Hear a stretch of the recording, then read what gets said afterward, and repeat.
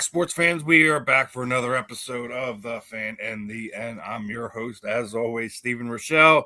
To the right of me, the man on the mic, Mr. Marvin Powell III. Ben Troupe will be joining us shortly, my friends. How are we feeling, my friend? Last day of June. About to get hot. Man, it's already hot here in Atlanta. We got a heat index of I think it's 107 on Friday.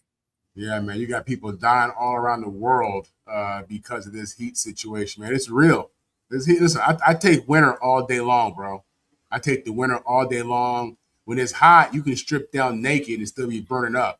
At least when it's cold, you can layer. You know, what I mean, you can address that, man. But when it's hot and it's humid and you got mosquitoes out there, it's rough, man.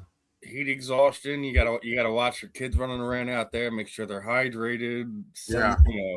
Suntan lotion, all that fun stuff. Yeah, but it's gonna be a hot one. Hear that as we're getting ready to start July.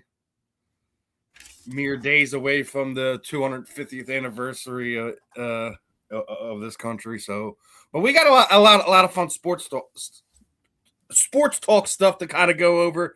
And I want to get right into it, and I want to get something that I know is I wanted to get your opinion as soon as I heard it. So Obviously we know Buffalo Bills are going into a new stadium this season, right? Yeah. And the powers that be are deciding they're going to omit O.J. Simpson will not be moving along to the Wall of Fame to Highmark Stadium. I know it's for some people it's a touchy subject. Some people will still to this day feel that he was guilty. Some people say he proved himself innocent. Some say that what you do off the field shouldn't affect what you did on the field. It's not like you're having situations where you're naming stadiums and things like that. Like I get that, but we can't erase what the man did on the field.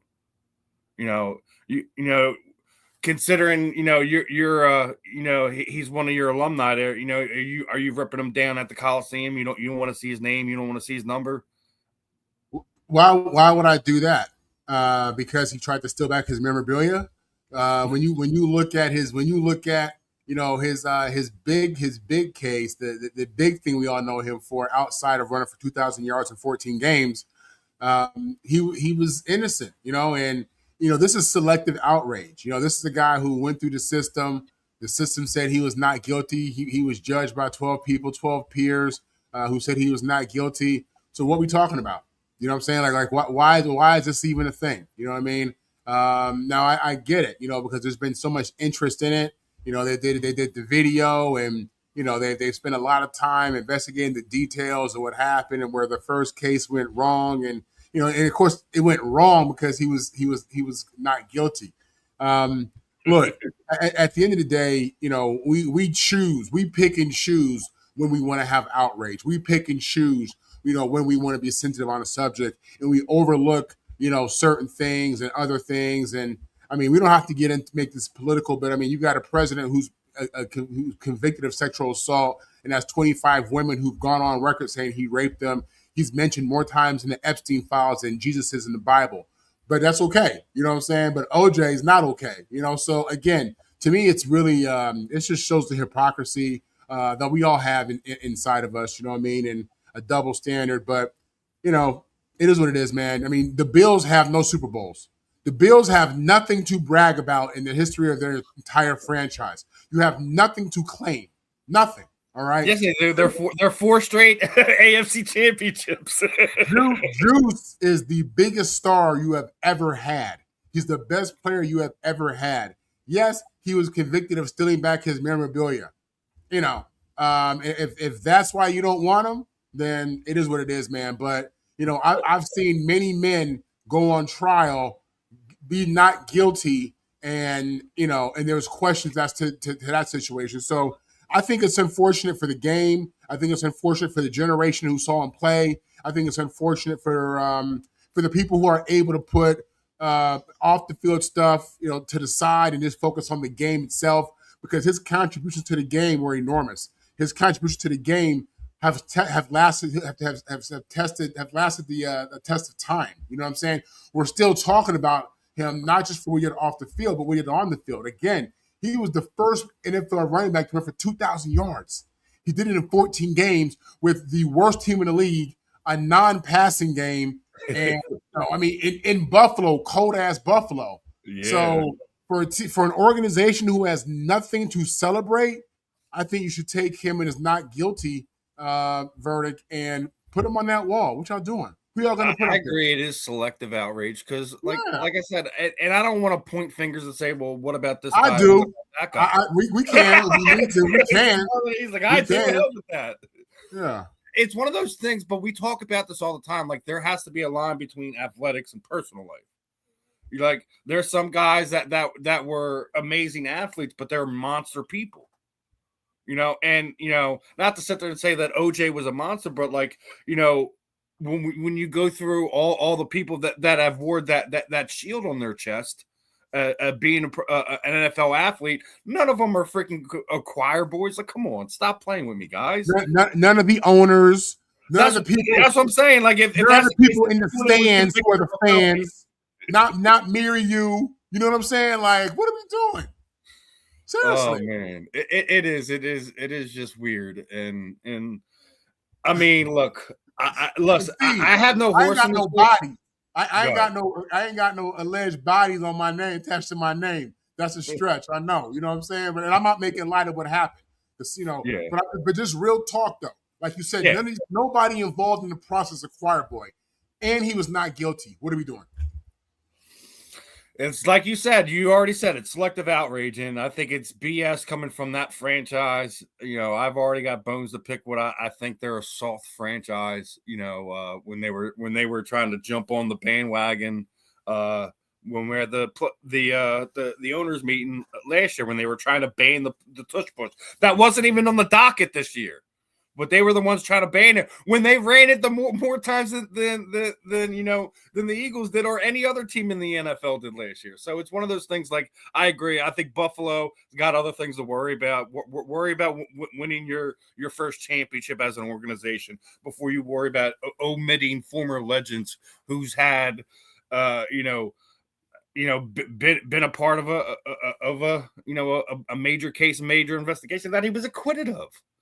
So, I mean, it's there's other things I think that we should be concentrating on. And it's sad that he's not here to defend himself, to sit there and say, hey, this or that. It's like kind of like when you ban Pete Rose, right? And you wait, you're waiting to take him off the ban list after he's dead. He can't sit there and say, like, you know what, I don't want this anymore. So it's, look, like I said, I don't have a horse in this race because I'm not like, I didn't get to see OJ. All I saw of OJ was an actor. But I always say, I always look at what they did on the field, and you'd already highlighted everything that needed to be said. He is one of the greats of this game. Don't sully his name where he can't say anything in his defense. I don't like the way people go about those things. But hey, if that's what Buffalo, how they want to get started off on their two wrong feet with their fan base, at least the guys like you who watched him play. So it's a sad day for Buffalo. It's a sad day for the USC family as well, because I mean that's sitting there running that program's reputation down too. So listen, I don't want to dwell on it too much, but I mean I think when I seen that, I was like, man, that's. But man, the hypocrisy behind all this stuff, man. And I've met OJ. He was very decent to me and my wife when we met. We had a nice conversation years ago when I was living in Miami. But, after his trial, right, you had so many, I feel like the world was divided on, if you like him, if you don't like him, if you think he's a criminal, you think, whatever. And I remember being in a restaurant in Miami, and this restaurant was packed. I was sitting on the second floor of the restaurant. And OJ walked in with a blonde, okay? Again, this is after the trial, after everybody's formed their opinion, say what they want to say. when he walked into that restaurant, you would have thought that Jesus Christ walked into that restaurant. You would have thought that the biggest that Everyone Elvis was stopped and went silent, right? boy, you would have thought Elvis was in the building. The way the women, the men, just flocked to him. And I mean, he was the greatest thing since sliced bread when he walked into that environment. And these are people who half of them, have talk bad about him, have something to say, the other half probably indifferent. But man, his celebrity status was, it was high even after that verdict. It's unfortunate, man. It really is, because it is. And like I said, my biggest thing is he can't defend himself, and there's no one there to defend him to sit there and say or push back on this. And I think that's another reason why Buffalo just did it the way they did it. And they waited till after the stadium was built. But like, listen, we're not putting them on there now. Like, what? Yeah. What? Yeah. Come on now. All right. Yeah. Now, moving on to the next thing, and I'm sure when this happened, you knew we were going to talk about it this week, right? So the WNBA doing WNBA things again over the past few weeks, and for whatever reason, they just won't leave Caitlin Clark alone. They just won't leave her alone, and it's sad to see how it's how we've seen this for 3 years now. Right. I'm not sitting there saying that she should be treated any differently, and her coaches nor herself. So they just want the same level of calls to be played for everybody. There's not a new rule for this person, a different rule for that person, and then even like how that the whole thing transpired after the fact. Right. I mean, obviously, everyone had their thoughts on the whole situation. And you have everyone's comments and everything like that, but then it takes them 2 days to levy a suspension. It's a 1-game suspension. It's like, what is that? That's not gonna deter anybody from how they're going to play a specific player. Right. At this point in time, like. She's on the shelf. She's got a back injury. We don't know, how long that's going to be. And, backs are funny. Anyone who's had a back injury knows that, how this person's back injury heals up and that person's back injury. It's two totally different things because not two backs of the injuries are always the same. But right, yeah, it's a tricky injury, and it's just like what are we doing? Like, I get it. When it comes to, the whole Caitlin Clark situation, but like we've watched this for 3 years now, and this is how they play them, and for whatever reason they don't get the whistles, or it's after the fact that they'll levy some type of suspension, fine, etc.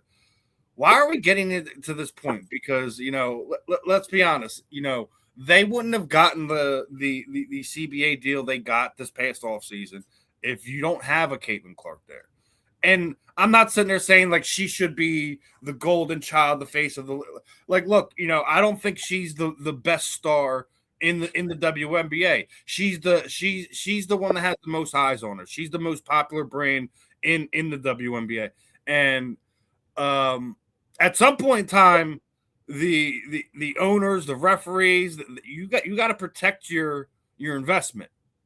And if you're just going to let this type of play against her continue, don't be surprised when she winds up going overseas.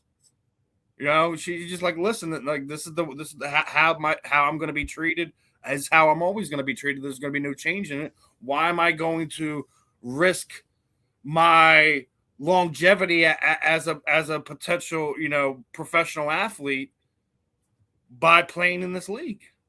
Like, what are your thoughts, Marvin? I mean, obviously there has to be some hint of jealousy in this. So I'm happy you said that. It's a lot with Caitlin Clark. So first of all, let me say this. I've always felt that a lot of the negative energy, a lot of the negative press that a lot of young black athletes or black athletes have received really is just jealousy. It's jealousy because their money is exposed in regards to how much money they make. You get a confident dude up here, and you got people who say, "How dare you? Walk around with that confidence, arrogance." These guys can have all the women in the building. They walk into a room, and all of a sudden they become the most relevant people in the room. And there's just a lot of jealousy. And I think Caitlin Clark is someone who people are jealous of as well. You know what I'm saying? I think you have a lot of people, and I even say some of my people. Look at this white girl from Iowa out here getting all this attention, and it bothers them. But my thing is this: who in the hell has ever played the game like Caitlin Clark when she was at Iowa?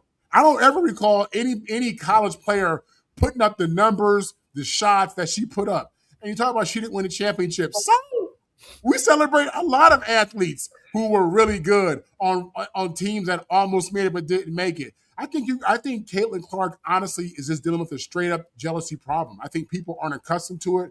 People don't like it. But as you said, what she's bringing is good to the game. When they put a microphone in front of her face, especially the first couple years, I thought she was always saying the right things, to be honest with you. I don't think Caitlin, I think there is a Caitlin problem. There is. I think you got people, of all demographics who are probably sick of hearing her name. You know what I'm saying? And I think you have some athletes who wonder how come, we've stopped to put a spotlight on her. I think, jealousy is a real thing. I think that in sports, you see different people, whether it's the fans or the media or the players. I think you see jealousy play out in many different areas and from many different people. She's no different. And I think she's paying her dues. I think, you want to be the celebrity, which she is. You want to be the spotlight player, which she is. You got people who feel a certain kind of way. And when you go through the paint or you end up on your back, you get in hands to the throat. That style of play isn't really foreign. So it's not like, this is a whole bunch of extra. Them girls in the W, they get after it. You know what I'm saying? And of course, little light bright Kaylin, she got a target on her back. You know what I'm saying? Being the face of the league. So I think this is pure jealousy, man. I think it's pure jealousy. This is what it looks like, you know what I'm saying, for a Caucasian athlete out there who's getting a lot of press and balling. But black athletes been dealing with jealousy their whole life in so many different ways. And, it's unfortunate. But, again, I think we all should be honest about the fact that race is so embedded in all of us by the media and just by the government and everything else that it plays out. Some of us recognize it within ourselves. Some of us don't. Some of us, are much more racist. Some people are just conscious. You know what I'm saying? There are different levels for everybody. But, race is a big factor. Jealousy is a big factor. And this is the world we live in. Ben, your thoughts, what are your thoughts on how Caitlin Clark is still being treated? We're in year 3 of her professional career. She's Larry Bird without the championships. When Larry Bird was in the NBA, he was surrounded by black talent, but he was so good that you knew that anything that was said about him was jealousy, was hate. Caitlin Clark, I'm going to say this. Anytime you try to exclude your best player, where do they do that in any league? Like, they don't do that nowhere else. When they wanted Wemby to win the championship because he's easier to promote as a 7'6" guy than the Knicks as a team. Now, the Knicks was good for the NBA. Mike Trout was the best player in baseball. He just didn't win a champ. He didn't win a World Series. They still, hoisting him up with everything they did with him. When it comes to Caitlin Clark, she don't need nobody else. Angel Reese needs Caitlin Clark for us to take notes. That doesn't mean Angel Reese ain't a good player. And something you said too, Marv. Look, with what she did, when's the last time you were just watching women's college basketball? When she played? Hey, man, I want to see this young lady play. Why? Because hate draws people to you. Why y'all so – what's up with this young lady? Everybody they're talking about her on non-sports networks, CNN, Fox. They're talking about her over there. So the WNBA has a Caitlin Clark problem because she giving you a layup. She got her own shoe deal. Listen, Asia Wilson, she's the best player in basketball. No doubt about it, right? Everybody needs a villain. Everybody needs another person. Like, I remember what Magic and Larry Bird meant to the league. Here come this Jordan dude in the Midwest, kind of bringing both sides together. And he took it. Caitlin Clark is a face that is recognizable when she's not on the court. How many of these young ladies outside their height would you know them if you saw them in public? You wouldn't. You would know Caitlin if you saw her. That's Caitlin Clark right there. That kind of stuff is marketable, and I don't understand when somebody is giving you something of this caliber while you just get behind it. And you said it, Marv, hate is a real thing. You really, all these gurus and masterclass guys walk around talking about people, just do this to be successful. No. Success and team success is different. The best team is going to win the chip. Caitlin Clark is the reason why you're watching. Like, Caitlin Clark got people tuning in to WNBA like they're going to get that type of action. Caitlin Clark got people getting suspended for choking her. Why are you trying to choke her? You're trying to get her because she's that good. Caitlin, remember when you were watching, didn't the Detroit Pistons have the Jordan rules? You got the Caitlin Clark rules. These teams are doing all kinds of stuff. You can't stop her. If you're in front of her, you can't do nothing with her. But I just think that when I look at the Caitlin Clark situation, it's why the WNBA has the problems that it has. It's why, Marv, when I think about the National Football League, the quarterbacks are going to they're the most marketable because they are the most recognizable. Now you're going to get, some Jamar Chases and Justin Jeffersons and Bijan Robinsons and, Christian McCaffreys.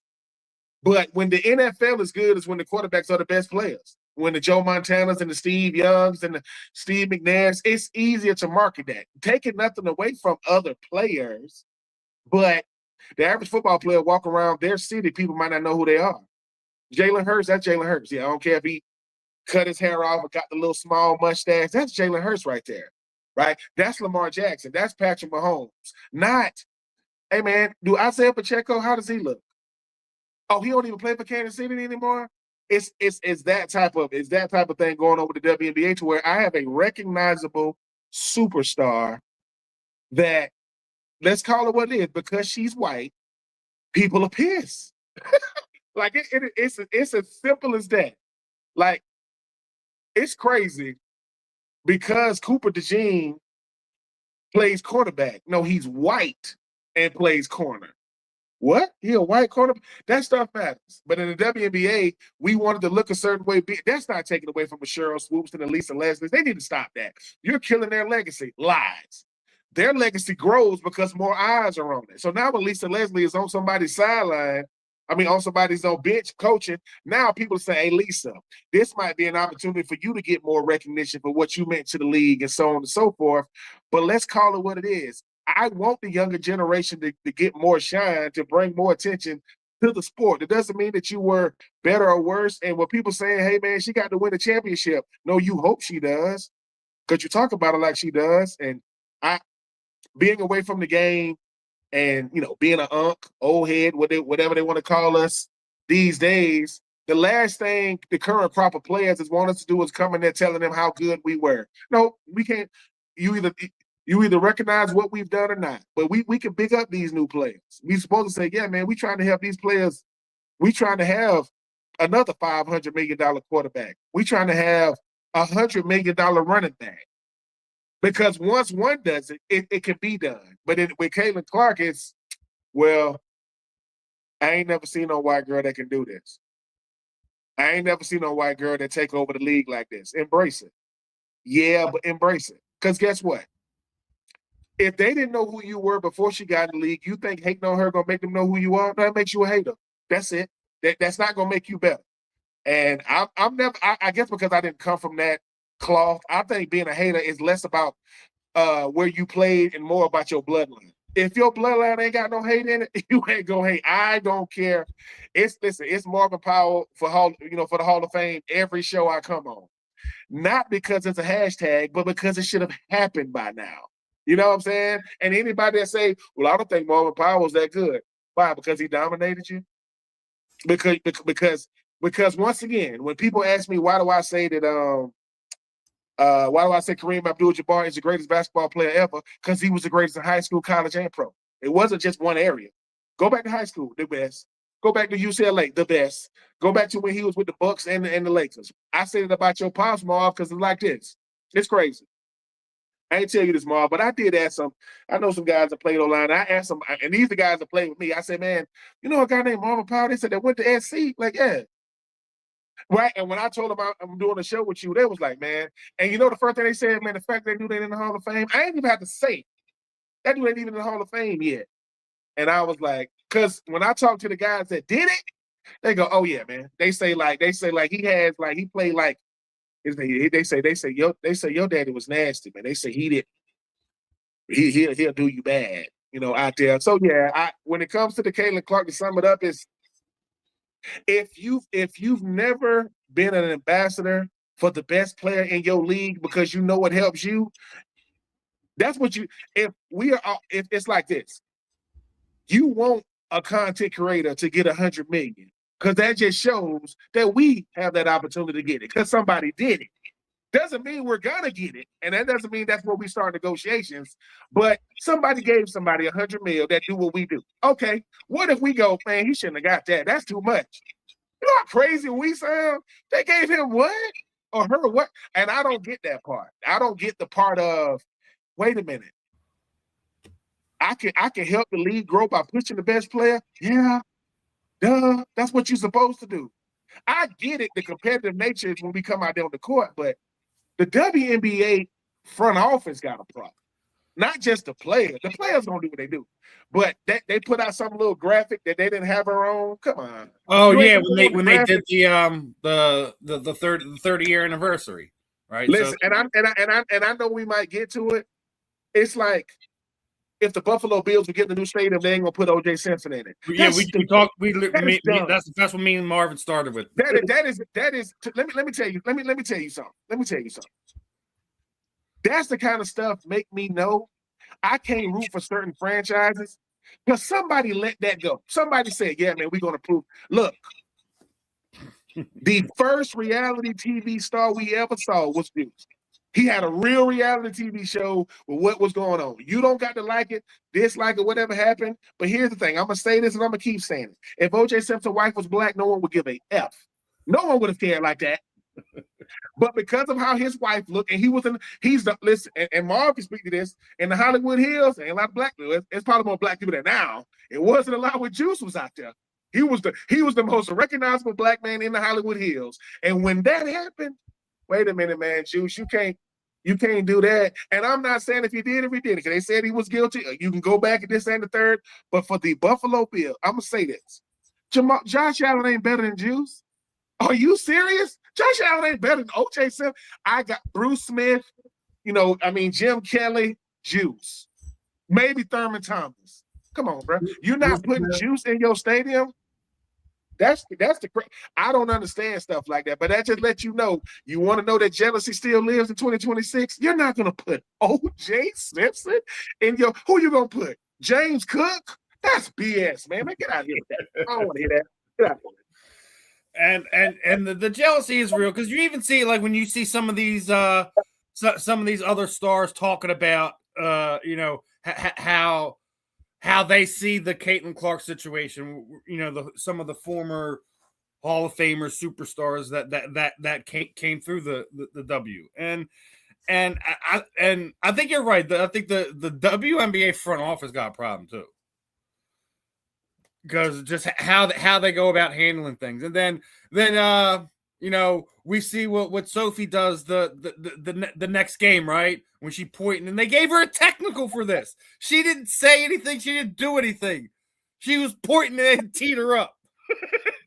It's the meme going around the world right now. She was getting under her skin. There's a way to there's the way to get under people's skin and rile them up without even doing anything. And Sophie just proved it. Y'all don't need to beat the girl up. Y'all need to beat her up. Y'all just need to rattle her cage a little bit, get in her head. Doing it the way they're doing it, it needs to stop. The WNBA needs to go about it a different way. The referees need to go about it a different way. But I mean, the question is, will Caitlin Clark survive another 2 seasons? They better hope she does. They better hope she. All I'm saying is, once again, if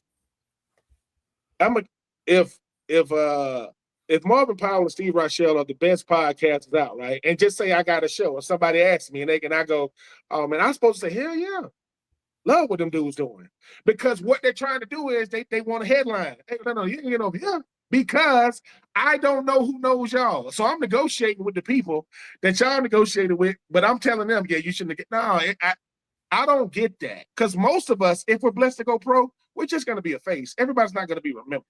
You need to get out of that. Oh, everybody knows you because you was a pro. It don't go like that. But if somebody asks me about the best tight ends ever, I'm not gonna say I'm better than all them dudes. That's stupid. What? I can tell you who the best was, and I'm happy that they got tight end you, right? I wasn't gonna be a Kyle Pitts that got the second team All Pro. I was gonna be like the dude down there with the Jacksonville Jaguars, Strange. But they both got paid. And once again, it's this thing that I got to be the face. You think everybody's ready? You think everybody's ready to be the face of a league? You think you think you really know what comes with that? Oh, you always got to be on. I can't even go get nothing to eat. I can't even show that I'm human. God forbid I do something, I make a mistake.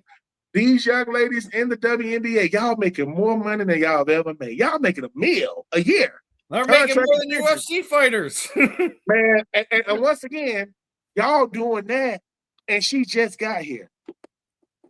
If she's been here for 10 years, y'all making $3 million a year. But here's the thing, she got to be making $4 million. The best player can't be making the least. They got to make the most. Didn't Patrick Mahomes just renegotiate? Because no quarterback should be making more than him. Like, hey, dude. So that's how the league's supposed to go. The best player, or no, I'm sorry. She's not the best player. The face of the WNBA should be right there as far as money. Because last time I checked, Asia and Caitlin got shoe deals. Do anybody else got shoe deals? I don't know. I know 2 people that do. And one of them is the best player in basketball. The other one, she making young girls want to hoop. Because I'm telling you, Caitlin Clark is an anomaly, man. Like, people pissed. And like I said, if Caitlin Clark was black, this wouldn't even be a discussion. It's crazy how if she was black, it wouldn't be a discussion. But because she sports has really taken a turn. Like, what is going on? Wait, because think about this. Think about somebody who don't know that Caitlin Clark is white. And they saying, what's the big deal? They show a picture. Oh, okay. You see what I'm saying? Like, oh, man. That's like, Joshua Dobbs, right? When he's the smartest engineer or neuroscientist in the world, when he comes out and he ain't got no eyebrows and he's black, like, what the? Yeah. Mm-hmm. And I play football. So it's cool, man. Listen, Caitlin, hey, man, now go talk to LeBron. Now go ask him what it's really like. See what I'm saying? When you get to do stuff like this, LeBron say, if I'm not that good, yeah, ask KD what it's like without me. Ask Kyrie what it's like without me. Ask him.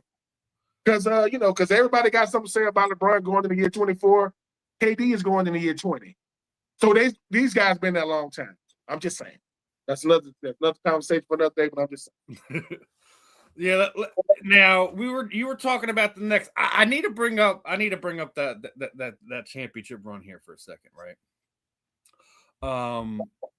First off, you were saying that the Knicks is good for the NBA. Oh, it's definitely good for the NBA. They had the best numbers that they've had in over 20 years. With the New York Knicks claiming the NBA championship over the San Antonio Spurs, first and foremost, and y'all need to give Derek Brunson his dues. Ooh, like now that's just what they were doing with the meet and greet. I just wanted to find one with a photo with him with the title, but Derek Brunson needs his dues. Not only doing that in New York, but bringing 2 of his teammates over from Nova, and then basically winning a championship in college, winning a championship for the New York Knicks, and he'll probably never have to buy a drink in that town. He'll never have to buy a drink in that town, right? But I want to get your guys' thoughts on something that happened at the parade, right? I'm sure you've seen by now, right? The stupid lady dumping the trash out on the street to steal the trash can, right? Well, she got doxxed and fired, right? You want to see the funny part about it is, right? She only waited a few more days. The city were giving away those canes. So, hold on, what did she do though? All right, so at the parade, people were recording this. It was full of trash, that trash can I just showed you, right? Okay. She dumped it out on the ground and took it home with her. Oh, okay. So people were recording it. They found out she was a pretty significant person at like JP Morgan. When they came across it, they immediately axed her. And the funny part was that, like, literally a few days later, that last graphic I showed you, that the city was giving them away. So if she would have just waited a couple of days, she could have gotten herself her trash can and still have her job today. Somebody gonna hire her. That's good. That's good media. But somebody gonna hire her because it'll. If Chase is smart, they'll flip that and make that look like, hey man, that was all planned, man. We knew we was gonna. Hey man, you got to take these lips. But yeah, that's New York. Listen, New York, the Knicks winning it all, dumping out. And here's the thing, right? I mean, is that really a problem? You saw a lady dumping out she's stealing a trash can. Like, what's the problem? She's taking the problem was that she was dumping the trash on the street. Have you seen New York? Yeah, I know. Right? Okay, so who else is dumping it? Okay, we saw her. I've seen some of the streets. I ain't talking about all New York now. Have you been to certain parts of Harlem and Brooklyn? Who's dumping that trash out? But hey, I mean, she'll land on her feet. Somebody forgot to tell that lady that everything goes viral. Like, people are looking at you, ma'am. Like, dumping this. They was waiting to see. She just ran off with it. Like, yeah. So, in the spirit of that, what is the stupidest thing you've seen a fan of your fan base do? Shit. I tell you like this, man. There was when we played UCLA. This wasn't when I played, but there was a UCLA game, USC game, and this is actually tragic. I think USC had lost the game, and a UCLA fan was talking junk in the parking lot, and one of them essays handled that in a fatal way. When it comes to murder over the team losing the game, there's someone talking junk. No, that's dramatic. You know what I'm saying? Like that's dramatic. You know what I'm saying? Like I remember when USC lost to Texas in the championship to Vince Young. I went to the game and I was emotional after the game. I'm not gonna lie. It's one of the few times I was emotional after a football loss as a fan. The USC lost that game to Texas. I was walking out of the Rose Bowl. Some lady got in my face and did like this, hook 'em horns, right? And I said something to her that I'm not proud of. You know what I'm saying? Like, and I mean that. I said something that I'm not very proud of. So I know that I'm serious. So I know people can get emotional after games, after your team loses a big game, fights break out. I mean, people get thrown off the top of the thrown off the top of the stadium in some cases. We've seen this, So yeah, man, fandom is real. Listen, religion, sports, and family. Top three things in a lot of people's life in no particular order. You know what I'm saying? So that's real talk, and you see people act out and just do certain things as if it was their family you insulted. You talk about them Cowboys, you gotta die. You know what I'm saying? Like, you got people who really think like that in certain situations, and it's crazy.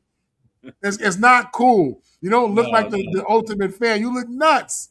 You know what I'm saying? Like, so yeah, it's unfortunate, man. But for New York, as somebody who's attached to New York, having lived there, Pops played there, man, I appreciate all the love you show Pops, man.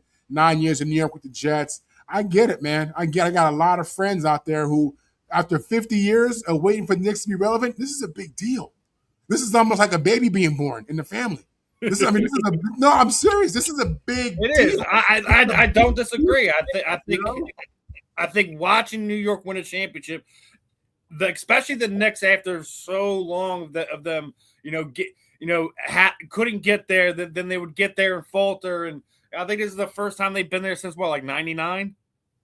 It's like 50-some years. Well, that's the first time they've been there. They have. Yeah, I think it was the first time they were there since 99. But you're right; it's been 50 years since they won a championship. So it's one of those things where it's been long overdue, and it's one of those things like it's definitely something we talk about, like when we talk about parity and things that are good for the sport as a whole. Having the New York Knicks, the Boston Celtics, the Los Angeles, having those teams being either playoff caliber or championship caliber teams is very good for the NBA. What we talked about we have 8 different NBA championships over the last 8 years. 8. Not a single repeat. Not one win one and then win, someone else wins one, you win another one, 2-3 years later. 8 different parity in the NBA is a very good thing right now. I think, despite the fact that I think everyone gravitates towards LeBron and Curry and all that. And look, I think that the NBA is probably at a popularity and as a whole probably not the biggest it's ever been, but I think the quality of play on the court is probably as high as we've ever seen it in our lifetime. I like that. I like the parody. I mean, real quick though, it's a lot of stories when you listen. I went to University of Florida. These fans are different. Ain't even the word. It's not the word. But the craziest thing, it's a lot of stories. But the craziest story ever was Florida, Georgia is different because you got to split everything down the middle. It's half red and black, half orange and blue. And they split the tickets. One season, I think Florida or Georgia had an extra ticket. And they was like, oh, hell no. They got one more ticket. So they had to do this thing where they had like a burning ceremony of the ticket. Like the Florida people had to come together and this was the ticket. And they right there in front of each other, they put the gasoline on it and they sat there and watch it burn. Like, you're not getting one extra ticket. Like, that's going to make the difference. But they sat there and watched it. Watch it burn to the end. And they said that like somebody from Georgia was gonna try to pick up the ashes of the ticket. Somebody from Florida, nope, you don't get to touch it. I don't want you. You don't get the ashes, nothing. In 2025, last year when Florida won it in basketball, some dude climbed up. People gonna climb up on the light. They climbed up on the freaking pole. I think it was a traffic light. Climbed up on it, and this ain't gonna end well. And he failed. So he go and he fall. But in their drunken state, the fans had enough wherewithal to stand up under him. So when he fell, they did catch him, right? and people thought it was staged, but it wasn't. Hey man, you know what I'm gonna do when we win? I'm gonna get drunk and I'm gonna climb up on the light pole. To do what? To celebrate. You ain't got you couldn't balance yourself on the light pole if you were sober, let alone drunk. So yeah, I mean, look, their NFL fan bases are cool. They cool. College fan bases are. It's a different type of loyalty. I mean, I done heard fans tell me when I was with Florida, man, yeah, man, if y'all wouldn't have won that game, man, I was gonna do something crazy. Like what? Oh no, man, I'm gonna be out of here. That's it. It's and Marv just told you, it's like there are NFL rivalries, but they kind of manufacture. UCLA SC, that's US. Listen, I'm just saying, I don't even know how Marv even survived. 2006, that game was down. I mean, God, I'm talking about wire to wire action. To the last. I'm like you, Marv. I'm like, don't get it. I'm not a fan of either team. I'm like, get it. Oh, that boy got out of there. I'm like, oh.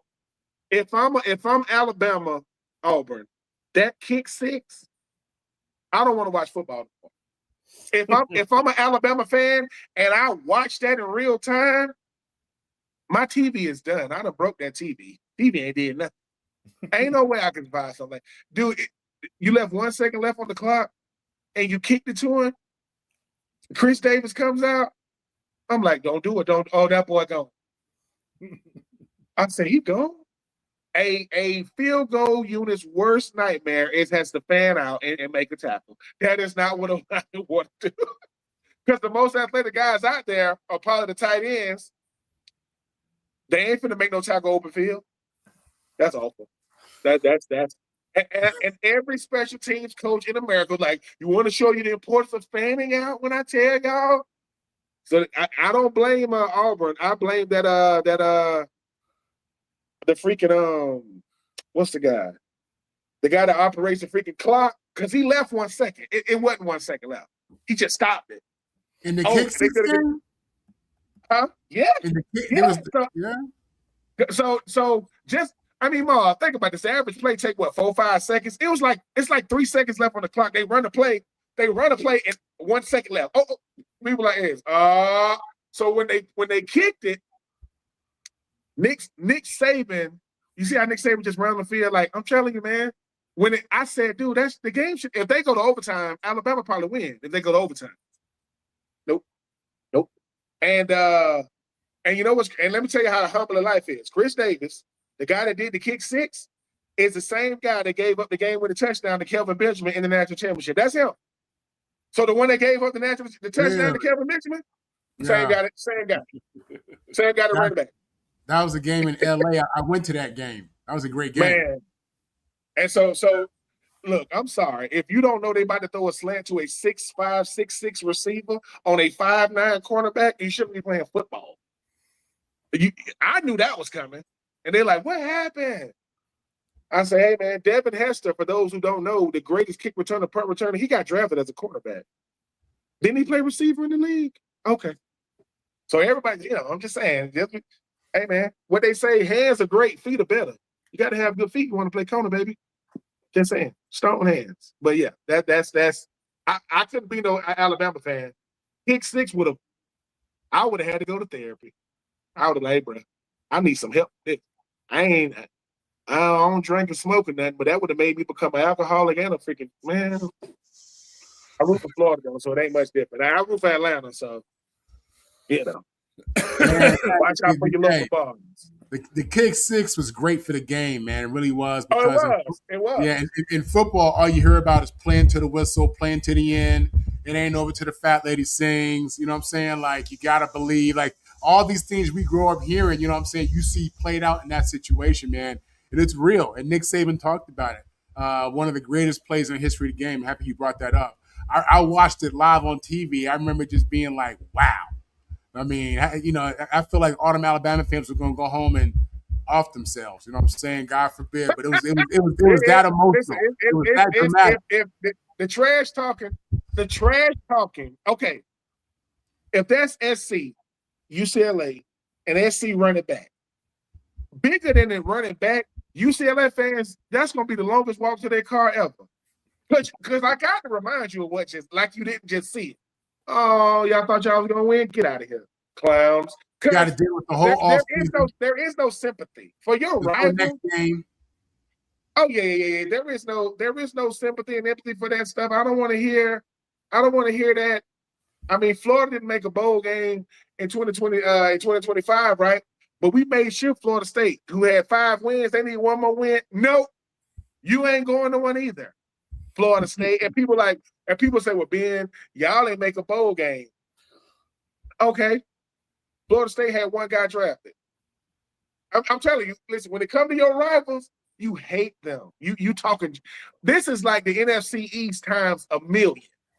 I'm telling you, I don't know who, SC. I mean, I would say this. Y'all probably got people that won't show how to be their rivals. Like, people say, what about Stanford? What about Cal? Sorry. Nothing against them, no Cal college teams. I respect them. It's UCLA and SC. And that's nothing against Fresno and Cal and Stanford and San Jose State. Sorry, man. Y'all like little brothers. Y'all got a bunch of little brothers in California. So, because people used to get mad, like, hey, man. People say, Tony Gonzalez went to Cal. He couldn't get in SC. He's a Southern Cal kid, ain't he? Ain't he like from Southern Cal or something like that? He's from California. Oh, okay. I'm just saying. I mean, Junior Seau, and he from Oceanside. What's it called? Oceanside, something like that. Yeah. Went to SC. Yeah. No one says, "Hey man, SC or Cal Berkeley." No, and that's no disrespect. SC or Stanford, where their mascot is a tree. No. So, and I know the Cal. Nothing against them California colleges, right? I'm just saying, SC, national brand, Stanford, y'all got a tree. Y'all had Andrew Luck. Well, I'm just saying. Now, getting into the main topic of the day, as last week's trade has kind of made some noise in the NBA's Eastern Conference, as Giannis is now in Miami. Big trade has happened, and my question is now, right? Does the Giannis trade make the Miami Heat an instant contender in the East?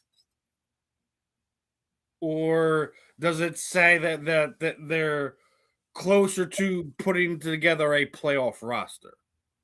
Ben, start off with you on this one.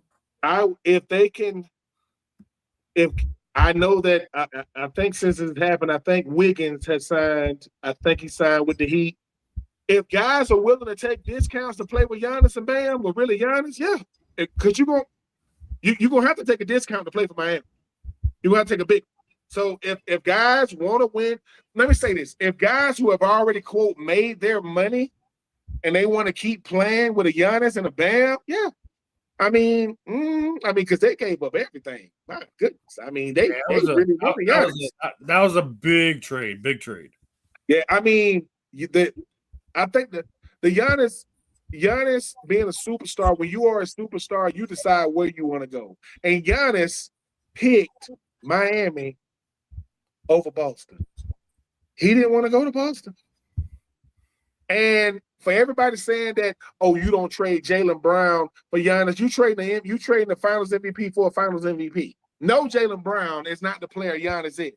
They both got the same number of chips, same number of Finals MVPs.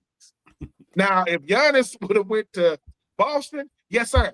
It's gonna get ugly with him and Tatum. Oh, it's gonna get ugly. But Bam, and I love Bam. Outside of the 80-something points, I mean, Bam is good. He ain't a bad player. But I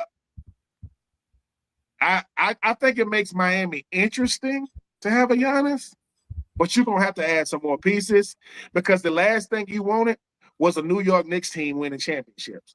They're gonna be because Boston gonna be a problem once Tatum gets. Giannis might be. What we seen of Tatum at the end of last year was a guy who was probably 70-80%. Yeah, Giannis might be the new KD superstar, but ain't gonna win no more chips. Like, yeah, you're gonna put up numbers, you're gonna be an all NBA player. I'm sorry, man. That's it's the curse of LeBron. It's the curse. What are your thoughts, Marvin? Does moving Giannis to Miami make them an instant contender in the East? I mean, on paper, maybe, but let me tell you something, man. I'm through with these on paper NBA teams in the preseason. I remember when Brooklyn had KD and Kyrie and the third guy, and I'm like, who the hell? Harden. Yeah. And I was like, Mister, I don't know how to play basketball in the playoffs. Yeah. I'm like, who in the world is gonna ever beat Brooklyn? You know what I'm saying? And them dudes was terrible. Them dudes was trash. They couldn't, it was crazy. And you've seen all these super teams pop up on paper in the preseason. And at the end of the day, what you realize is continuity matters, team matters, chemistry matters. You know what I'm saying? And like just having names on paper, that ain't it. You know what I'm saying? Like that's just not what it comes down to. And Giannis is a great player, was a great player. But I mean, he's had a couple of injuries. Bobby Portis is getting older. Bam. I mean, who's the shooter on the team? I don't know. You know what I'm saying? It's just like, I think they got names. They got some good old names. You know what I'm saying? I don't know if they got young dogs out there. I don't know if they got, dudes who going to be able to play through the season, play in the playoffs. I mean, I don't know, man. I feel like I've seen this movie before. You know what I'm saying? And I've seen this movie before, Marvin. You're right. So, are they going to be a contender? If they're healthy, they'll be competitive. That's why I said contender. I didn't say, championship caliber team. Just a contender. They'll make the playoffs. I mean, that's what they'll make the playoffs. Having them in the mix, I think. We don't appreciate. Marv make a great point. I remember when Jalen Brunson and them. That was supposed to be Stoudemire, right? And Carmelo, right? I remember when they both nothing. I'm talking about nothing. Then James Harden. Oh Lord, James Harden. Man, it's just superstar. Is he the most overrated superstar in the NBA? I mean, probably. I mean, when you talk about expectation, the lack thereof, yeah. The only guy I could say, even though he's not the player he used to be, and I didn't get it for a long time, was Paul George. People would go crazy. Paul George. The three guys that will go down in history to me, they ain't the worst. It's gonna be Paul George. It's gonna be James Harden, and I know you hate this name, Steve. It's gonna be Ben Simmons. Good Lord. I hear he wants to come out of retirement and Philadelphia's on his list of places he wants to play. I don't think I want that poison again. Ben Simmons is coming back out. He's coming out. He's saying after his year away from the NBA, he wants to try to come back, and Philadelphia is among the places that he would like to go play. I'm out on that. I'm completely out on that. Just so we know. Look, I think Miami is an interesting team in the East. I think Giannis helps them get closer to contending in the East. The East isn't a bunch of paper teams anymore. You have 4 to 5 teams that are really good and it can give you fits on any given night. So I agree with Ben that they're going to need more than just what they have right now. They're going to need something else. And we talked about this a few weeks ago, and over the last week or so, it's been heating up the whole LeBron and Golden State thing. Because they just the Draymond Green player option was just declined. They got an extra almost $30 million to play with. And the other side of that rumor is that Golden State is in the middle of trying to bring AD to Golden State to lure LeBron in. Now we were. I don't get that. Out of all the people to lure LeBron, Mr. Glass, you're gonna get Mr. AD. Glass, I love it. Listen, I'm telling you, my mom goes, AD is really, really good when he's healthy. Well, yeah, he is, isn't he? The problem is, it's not a matter. AD is kind of like after Derrick Rose hurt it, like messed up his knee. He was never the same because he kept getting hurt. Mm-hmm. I know LeBron love AD, but of all the players to pick AD, that's gonna get you the familiarity thing. I think that's all that really has to do with. I wouldn't be like I said, it wouldn't surprise me. We talked about this a few weeks ago. They both LeBron and Steph both had said a few years ago, I forget which podcast it was, that they would love to kind of end their careers together. Yep. I think we see the writing on the wall, especially with the Lakers recently retaining one of their young stars, right? Austin Reeves. Yeah, Austin Reeves got a big contract. I think he got a better contract than Trae Young, right? Yeah. So I think Trae was at 200. I think AR was at 185. Yeah, it was what, $20 million difference? Well, I mean, them taxes. That's chump change in the NBA. Yeah, Bronny getting more than that. You know what I'm saying? I'm trying to tell you. Exactly. That's his allowance. It's his allowance. I wouldn't be opposed to it. Like, look, if that's what happens in the Western Conference, I think it's fun, man. I think it's fun. I think if LeBron I would rather see him go to Golden State than see him go back to Miami or go back to Cleveland. I would rather see him go play with Yeah. I think for LeBron got a little sense of it in the Olympics, him and Steph. And hey man, that could be with a Draymond, like his level of defense and all that kind of stuff. Yeah, it could be fun, man. Why not? Why not? I think it'll be interesting. We'll see what happens over the next few weeks, and as we get further into this NBA offseason. But since I'd say Marvin's got to get something else. So get it out, brother. Nah, I'm just saying, man. I think LeBron just out here pump faking. I think LeBron. I don't think he going nowhere, man. He gonna stay in LA. I think he building him a new crib. He went to LA for a reason. His boys in his son's in LA. Like, I think this is him just kind of flexing his muscles and telling the Lakers, man, look, I'm out here in Paris playing golf. I'll get back to y'all when I want to. You know what I'm saying? But he ain't going nowhere. I don't buy that. Not when he just got Luka. You know what I'm saying? Not when he got arguably, one of the greatest offensive talents in the history of the NBA and Luka Doncic. You know what I'm saying? And I just don't. I don't see why it. you don't buy it. That's all right, brother. We don't have to agree on this. Yeah, and I don't know if it's even really, is he taking any kind of discount? I don't think so. I think he would have to probably take a significant discount to do it. Probably. He won't DeAndre Ayton up out of there. That's what he wants. And the whole world. That's what he want up out of there. But we'll see. But yeah, if LeBron is pump faking, we'll see. But I can't remember what they said they would even entertain to trade for LeBron, but LeBron got what?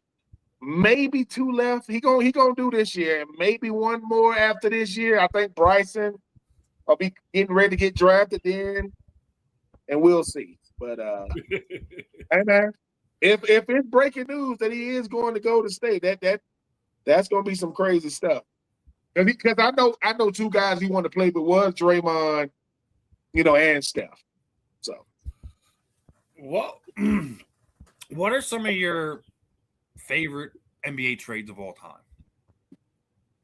Because I came across this list when the trade happened of some of the blockbuster trades.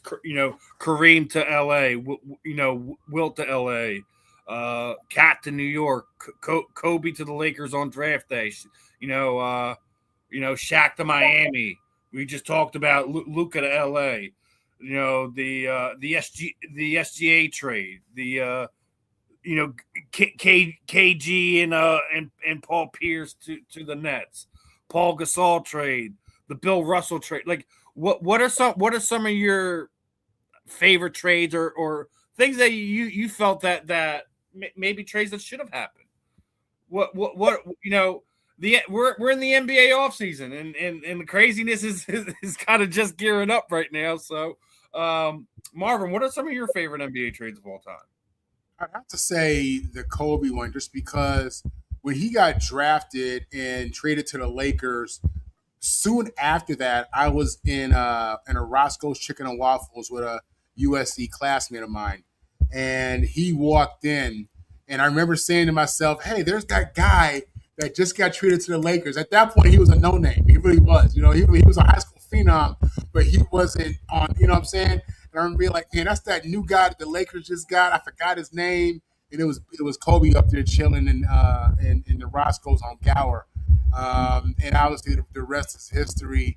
And it was great being in LA. It was great being in LA. As he was doing his thing. And then I was in Miami when LeBron came to the Heat. That wasn't a trade. That was free agency. That was something different. But I'd have to say the Lakers, man, just because how relevant he made them. 5 championships, in his time. The Lakers were not, that team when he got there.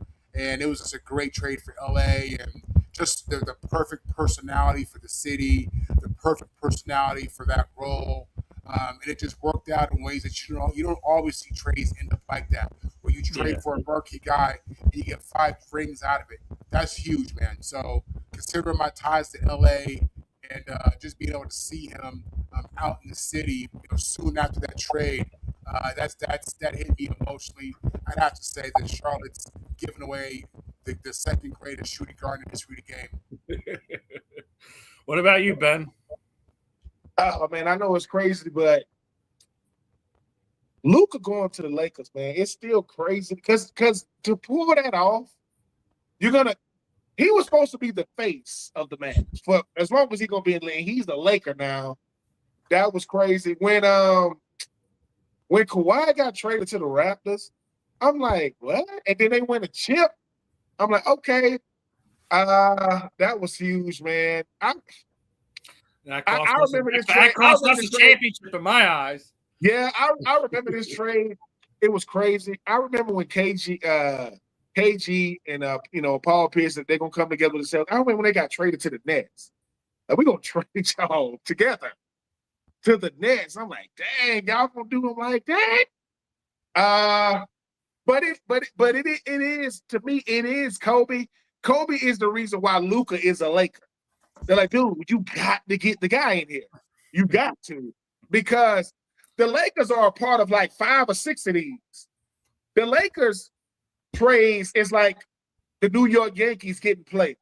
Dude, we got to get a player that's going to cement this legacy. That's why Kobe say, man, other teams making the playoffs is cool. Lakers, man, this is either championship or bust. I ain't know, we had a good season, but yeah, I mean, SGA getting traded to the OKC was huge when you look at what he's meant. Because once again, SGA, it was KD and Russ and James Harden were supposed to already have won a chip. When they had all those guys on the same team. But the Lakers, to me, are the ones. Obviously, Bill Russell going to the Celtics, and Kareem coming from Milwaukee. That stuff is crazy because the Lakers are thinking legacy, not championship. Hey, dude, I need a player that can help continue the legacy. The legacy is already cemented, but the fact that Kawhi Leonard is the reason why the Toronto Raptors have a chip when they had Vince Carter and freaking Tracy McGrady. This stuff is crazy. The players that come through these teams and the player that won. Because I don't think Kawhi Leonard is a greater Raptor. Well, he is a greater Raptor than Vince Carter because he won a chip. The best Raptor is, in my opinion, Vince Carter. But yeah, I did think that I think Shaq getting traded to the Heat from the Lakers. I'm like, what is, because they was like Kobe and Shaq. Kobe, really? And then when he goes to Miami, he wins the chip with D Wade. And then, but I would say that the trade to the Lakers, it's Paul Gasol to the Lakers. That was, I said, wait a minute, because it was Paul and Andrew Bynum and them, man. And LeBron said, okay, I got me 2 7-footers. One of them is an all-star. The other one is young. Got 2 chips out of them boys. So, yeah, the Lakers are part of the blockbusters. And if they do trade LeBron, if you looked at that list, the majority of the bigger trades on the receiving end of it is the Los Angeles Lakers. So, I agree with you, with both of you, that Kobe's probably the biggest one. I remember the buzz around here when he declared, and some people were like, we don't know if he's ready yet, and it was all controversial thing, him kind of skipping college and all that other nonsense, and Sixers didn't go on him. Charlotte goes and drafts him, and then LA don't even wait. Don't even wait 2 hours to make a deal to bring him out there. And I thought that set the LA back up for their next, the next dynasty run, so to speak. Steve, was that? Was you out there when he was playing in high school? I mean, like, he was on the news consistently here in Philadelphia. Consistently, because Lower Marion's a tri-state area school, so he was consistently in the news. So when he declared, it was a big deal. And you had your pundits out there that was trashing him because he's skipping college, and he's going to be immature. He's not going to be able to do this. He's not going to be like. But then there was the ones be like, listen, he has the skill set. He could be the next great guard in the NBA. And LA did their due diligence, in my opinion, absolutely fleeced the Charlotte Hornets, and the rest is history in my opinion. But my worst one has to be the Charles Barkley trade. I think that was the worst return I've ever seen. The only thing the Sixers got out of that was Jeff Hornacek. So I mean, because Barkley went out and balled in Houston. And he played well for Phoenix too. He played well for Phoenix. That's what I meant, Phoenix. Actually, yeah. I thought everyone remembers him with the Rockets more. Let's be honest, But listen, I hated seeing him go. He was when I was a kid. He was my favorite Sixer. That was my first experience of losing a superstar. I was a little kid. You couldn't explain it to me. I didn't understand it. But yeah, it was definitely a rough one. I'm gonna pose a question to you, gentlemen. So we all see the changings going on and rule changes going on, baseball and football changing this, that, and the third. Say there's some crazy situation and Marvin, you get made the new the new guy running things over in the NBA. If there's a rule change, they want you to bring back a rule. What are you doing? What rule change are you going to do to the NBA to kind of make it better? You want to bring the hand checks back, remove that the defensive 3-second rule, move the 3-point line, eliminate coach's challenge, bring back the best of 5 first round in the playoffs. If you're the one pulling the reins there in the NBA, what rule changes you're going to do to make the game better? I'm probably going to severely penalize flopping and maybe even push back the 3-point line.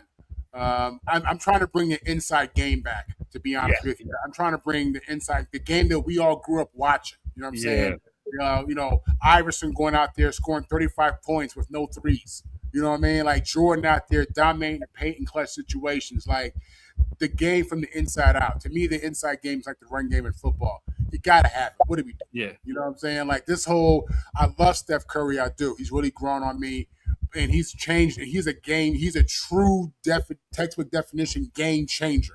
He is. But is it a good thing?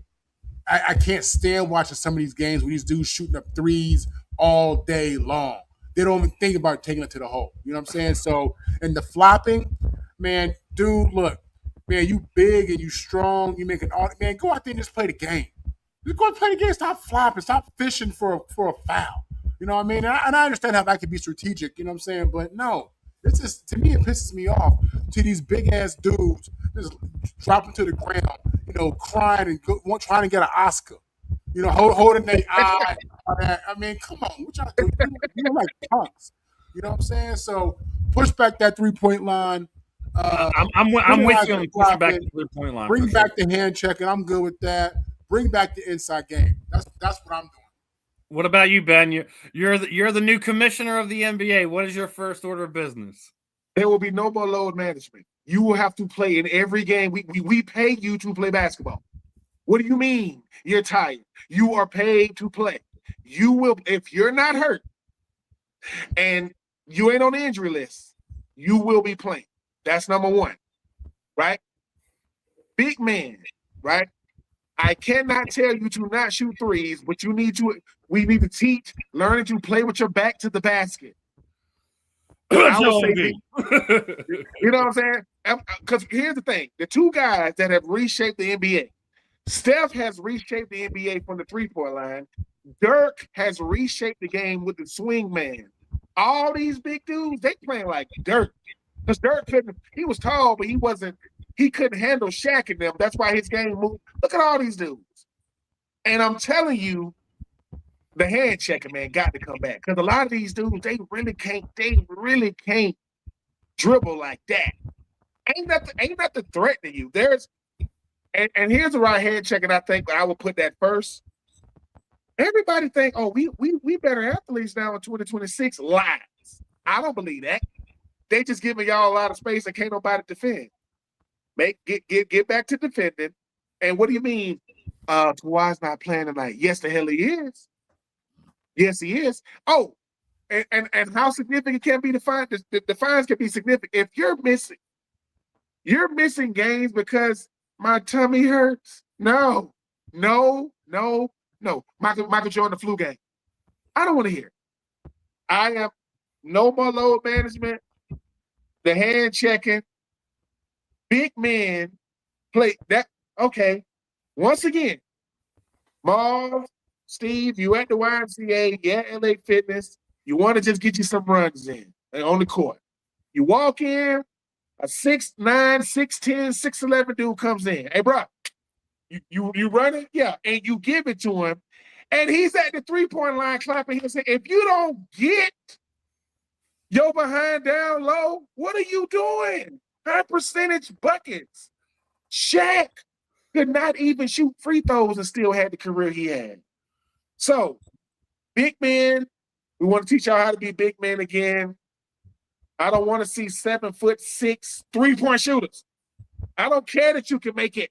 Joel Embiid, you can shoot a three, man, but I need you to take more high percentage shots. You think, what, 7 feet from the basket, 20 feet from the basket? You tell me. But yeah, I hate load management. And the flopping, listen, if you flopping, you get fined, the team get fined. No, listen, I'm going to end it right now. If you flop, it's a T. It's a T from the gate. Not fining you, not anything. No, I'm teeing you up right then and there. I've had enough of that aspect of it, but I love all of it. I definitely think the way the game is played today, they should move the three-point line back. I definitely believe in that. It's a free throw to some of these dudes, man. It's crazy. And they've changed the game and altered the game. I mean, I'm surprised that the NBA isn't doing more for the fan experience from that perspective. You know what I'm saying? Because it's just, I mean, you watch these two go up and down the court. Ain't nobody thinking about driving to that hole. Nobody. People who have no business putting that ball up, shooting that long ball. Everybody does it. I said it from the gate. The one thing that drives me nuts about Joel Embiid. One thing that drives me nuts. I'm like, dude, you're 7'4" and you're taking threes when literally you could walk up to the basket and just put your hand in there. Like, okay, you know how this stuff is common sense. And I'm sorry it's taking us this long for the common sense committee to make its appearance. We are here. If you're playing against Utah, you're playing against a little kid on a little goal, a little Fisher Price goal. You're gonna dominate him because you're bigger than him. Like, I'm not gonna let you get no shots up. I'm trying to teach you a lesson. This goes back to when the breakaway goals first came out, and you can let it all the way down so you could dunk. You can't wait for your friend to come over that's shorter than you. I'm posterizing you. I'm not taking one shot. What does your little friend say? Well, you're only doing this because you're bigger than me. Hell yeah. That's basketball. And now, let me get that. Bruh. What? And that's not a high percentage shot, by the way.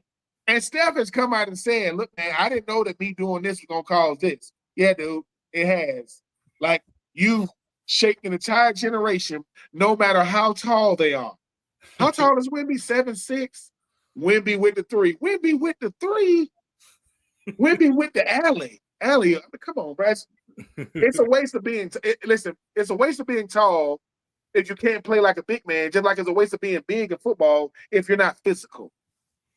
Why be big? Because the first thing they're gonna say, bro, you should have been little. Playing like that, you soft. Yeah. No. So, yeah, we got to get. And I know we sound like unks right now saying, oh, back in our day, basketball hand checking, big man, David Robinson, the Shaq, the Hakeem Olajuwon, the Tim Duncan, and the list goes on. You already know. Now, could you imagine Shaq at the three-point? Where's the big man at? Where's the rim protector? Who gonna get rebounds? Stop it. Stop it. Yeah. And speaking of stop it, I came across this and I couldn't believe my ears, right? So obviously we all know soccer is kind of going crazy right now here in the United States as we are hosting the World Cup this year, right? And apparently, the Rams camp Curl was not happy that they had to pay full prices for tickets when they're playing soccer in their football stadium. Wait a minute. So because they're playing a game in the stadium where you play a game at, you don't own the stadium. So you're upset that you having to pay full prices for tickets because they're playing where the same place where you play at? Wow. No. That's not what he's really saying. I don't think that's what he's really saying, Marv. See, I just said this. Everybody think they superstars because they in the NFL. You ain't Aaron Donald. You ain't Matt Stafford. Cause see, if you a superstar now, nobody really knew who you were walking in. You went the gate you usually come in. That person ain't working. These are World Cup people working here. That person ain't What's working. your name again? I play for the Rams. Who? I play for the Rams. Matthew Stafford? No. Devontae Adams? No. Puka Nacua? No. What's your name again? Because see, and once again, people don't like that. And then now it's our stadium. Well, here's the thought. I'm gonna give you 2 words. If you don't want to play the prize yet, don't go. Go home. Because we in America didn't realize how big the World Cup. It is the biggest sporting event known to man. The World Cup. Different cities, different states. And he's like, "Hey man, I come to see the soccer match." Ah. Well, where your ticket? What you mean with my ticket? I got to park in the VIP. Where your ticket at? I got to play full price. No, you don't got to come in, sir. That's what you don't got to do. And sir, and you make yourself look crazy. I was one of those people that didn't really understand. It took me some years back to really understand the magnitude of the World Cup. Listen to me, young man. How many times have you come to an event when you weren't playing on Sunday? I ain't never came. They were going to make you pay for that too. If you would have come to an event not during football season, they're going to make you pay for that too. Beyonce's there, you're going to have to pay. You know what I'm saying? So, yeah, what it was is he's saying, well, the World Cup is in America, so I'm an American football player. Don't care. Okay. You got it. What are your thoughts on this one, Marvin? This is crazy. This is a young dude who don't really understand like the business of sports and how the NFL and these cities lease out these stadiums, and the NFL has been trumped by the World Cup. You know what I mean? He's right. Ben's right. I mean, in America, the NFL is the biggest sports thing going. But when it's World Cup season, everybody takes a back seat. Everybody is privileged to have a World Cup game in their stadium. You're lucky to have a World Cup game in your stadium. You know what I'm saying? So, and you being a who, you know what I'm saying? Somebody says your name, who? You know what I'm saying? You're saying who? That's the first time I've heard that man's name. When this is that's the first time I've heard his name. Hold on, you know what it was? You know how like somebody say your name and the guy you say it to, hold on for a second. Hey, yo, Mom, what's your name again? Do you know a so-and-so? And you go, who? He say he played for the Rams. What's his name? His name is so-and-so. Is that Stafford? No. Is it Adams or Nacua? No. Oh, man, is it Miles Garrett? No. Here you go. Listen. Well, tell him he got to pay. Well, listen. Cam should go talk to Chad Johnson, because Chad Johnson, he loves himself some World Cup. And guess what? He saved his money when he was playing as a player, so he can go and travel and go to the World Cup games and do this, that, and the third. Maybe it's a thing that he's penny pinching because he's overspending on other areas. So yeah, and the thing, there is a guy, and I thought this was fake. There is a guy that went to the World Cup that has a sign, and the sign says, "I sold a house." And I'm thinking, there's a guy that sold his crib to make it to the World Cup. I'm like, nah, I'm not doing that. He's like, sorry, Mom, I sold a house. Now, and I'm on like, the other side of things, I get where Cam's coming from, because all right, so Philadelphia is one of the host cities, right? And one of the guys who normally like tailgates like Eagles games, Phillies games, etc., went down, right? You want to know what the price increase was for parking for regular cars and the extended vehicles, etc.? So it's normally like anywhere between $40 to $80, depending on if you have a regular car or if you got one of the big old caravans, right? Can you guess what the price of what was at the same parking lot for the World Cup? What was it?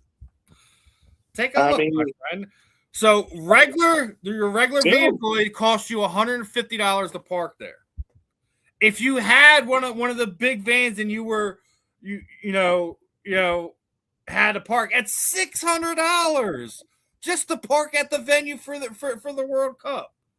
So yeah, it's a business, and yeah, I do think that that the people who are running the World Cup are price gouging a little bit. So I get where Cam's coming from, but at the same time, like I'm with you guys. Like, look, like just because they play in your stadium don't mean you're entitled to discounted tickets, free tickets, or anything in between.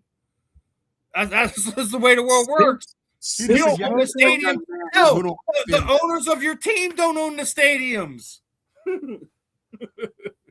I mean, number one, I think once again, and Marv is definitely when you be talking about the business side, we're so naive in America when we don't understand. Like, there's a reason the NFL said, dude, we can be a monopoly when it comes to this sport, because no other continents or countries are gonna do this. That doesn't mean that the NFL is the biggest sport. It is the biggest sport in America. And so much so that we got it 9 games this year overseas, 9 international games or something like that. Yep. The young man doesn't know what it's like to come in second, because I'm the creme de la creme in America. I'm an NFL player. Yeah, well, when's the last time you paid $600 for anything outside of, you paying for your mortgage or your rent? It costs $600 just to park. Just to park your car is $600. Number two, what people don't understand is if my team loses, they got to fly to another city. So that's a flight, that's hotels, that's food. How much is it gonna cost? How much? And you think Arthur Blank on here they charge $600 in LA, and he gonna charge $150 in LA? No, we gonna need $600 too. That's how it go. Hey man, what y'all charge? $600 for it? So the young man, number one, he's young. He's like, hey man, this is our stadium. Really? Yeah. Where'd you buy this stadium? Where'd you buy this? No. The Rams play here. Cool. If I remember correctly, SoFi is shared between the Rams and the Chargers, and right? The Chargers. And once again, they say, what's his name? Is it Justin Herbert? No, is it Derwin James? No. and once again, young man, you are a professional athlete. But if Messi would have walked by, security would have got you out the way so fast. So move. What you mean you ain't moving? For him, yes. So the World Cup is a spectacle. I mean, a friend of mine, he took his son to when South Africa was in Atlanta, and I said, man, how much were the tickets? You know what he said? I'm embarrassed to say. I'm embarrassed to tell you how much I paid for this ticket. Just know, been saving for a while. And hey, he'll be all right, young man. Just you played yourself. Yeah, that's all right. Now, here's the thing.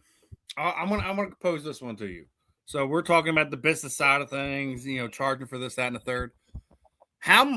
Which sport, baseball, football, basketball, soccer, etc., do you think has the most expensive championship trophy? The most expensive one? It wouldn't shock me if that World Cup trophy, which is a little bit smaller, was the most expensive. Yeah. I would. Marvin is spot on. 20 mil? No, it is the most expensive.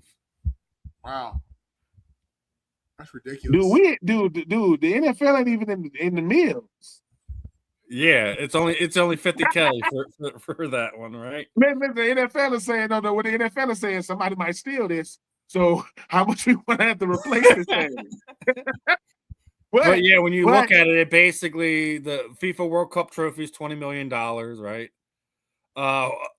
Second is the Woodland Vase. That's a horse racing trophy. That's $4 million, right? Then you have the Borg Wander trophy, which is a racing trophy. That's 3.5 mil, right? Uh-huh. All right, so then you still going into it.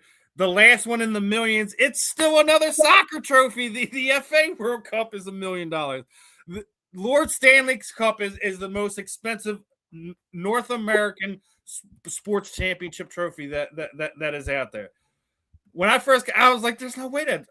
Apparently, it is. So so maybe that's what they're doing. They're trying to pay off having to create that that trophy, because that kind of blew my mind when I seen that.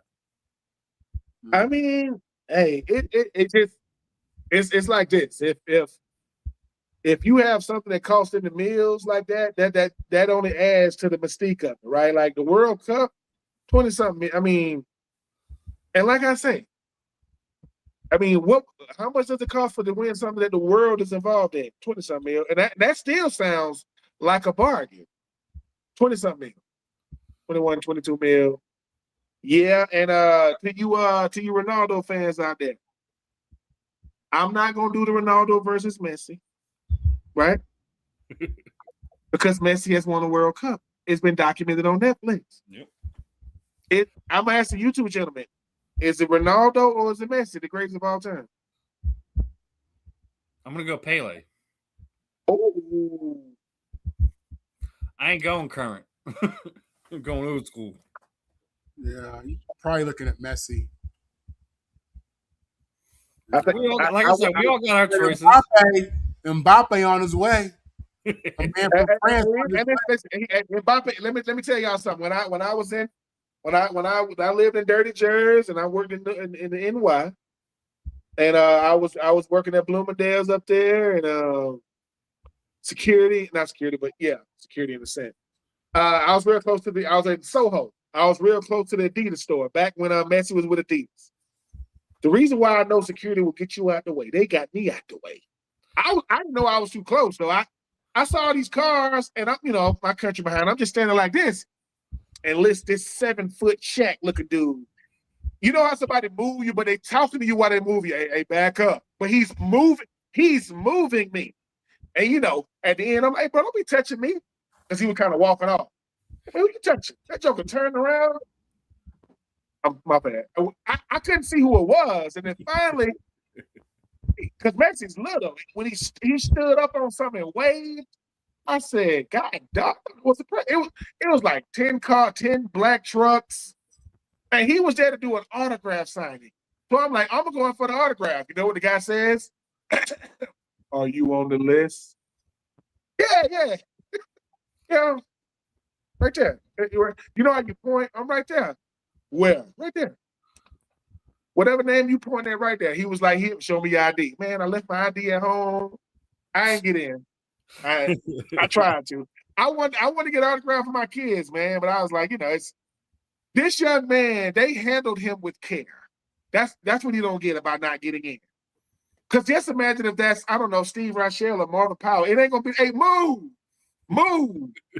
Where your ticket at? What's your name again? Man, get out of here, man.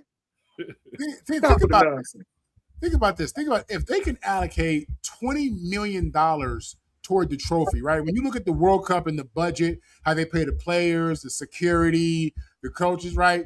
If you can allocate $20 million of your budget to the trophy, how much money are y'all really making out there? You know what I'm saying? Like, it's remarkable, man. It really numbers is. that we can't fathom. That's what I'm saying. I mean, that's in 2026 how much it costs. Just like you said, Steven, the Seahawks, they did y'all blueprint for their freaking Super Bowl ring. So, and once again, it's just from a status type thing. If Marvin Powell is over the World Cup, Marvin, what's the first thing you're doing? Hey, man, that price got to go up, baby. In America, it's all about, listen, man. I said, listen, we live in a stylistic world. I know we want to talk about substance. We live in a style. It's how it looks. What do you mean? Well, Travis Kelce, ask him what it's like, being Mr. Swift. Ask him what it does for him. And he has no problem being called that. He has no problem being said, what's your name again? Travis. Right? 21 mil in 2026. it's gonna be 50 mil 20 years from now. Easy.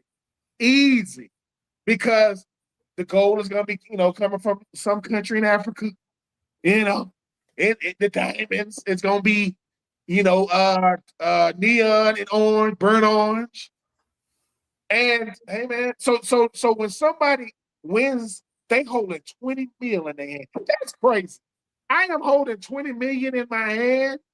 Please take this. Type of insurance policy you gotta have for that. Dope. I like that. Which is another reason the young man got asked, "Who are you?" Who? Well, you might be looking at the World Cup champion, and you don't want to pay. Ha! Stop playing. It's people behind you that just paid $600 a part. If you don't get up out my face, bro, stop playing with me. Going from that to some sad news that got announced over the last few days because reports came out that former NFL star Chris Johnson has revealed that he has ALS. Ben, I also want to start off with you on this one. What are your thoughts on what the Johnson family are going to have to go through? I'm not gonna lie. When it comes to the Titans, me being an alumni of the Titans, they always do the alumni events, and they got to talking about Chris Johnson over the weekend. It's just they were saying a lot more stuff about him. Should he be in the Titans Ring of Honor? What does he rank? And at a certain point, I'm like, man, they kind of like oversaturating us with Chris Johnson, and I'm thinking something was up. So then when I wake up yesterday, and I see it, and I'm seeing him.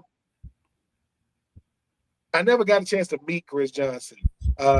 My last year with the Titans in 2007, his first year with the Titans in 2008. So I never got to meet. I haven't gone to any alumni events. It was hard watching that, man, because he's been diagnosed for a year and he already can't talk.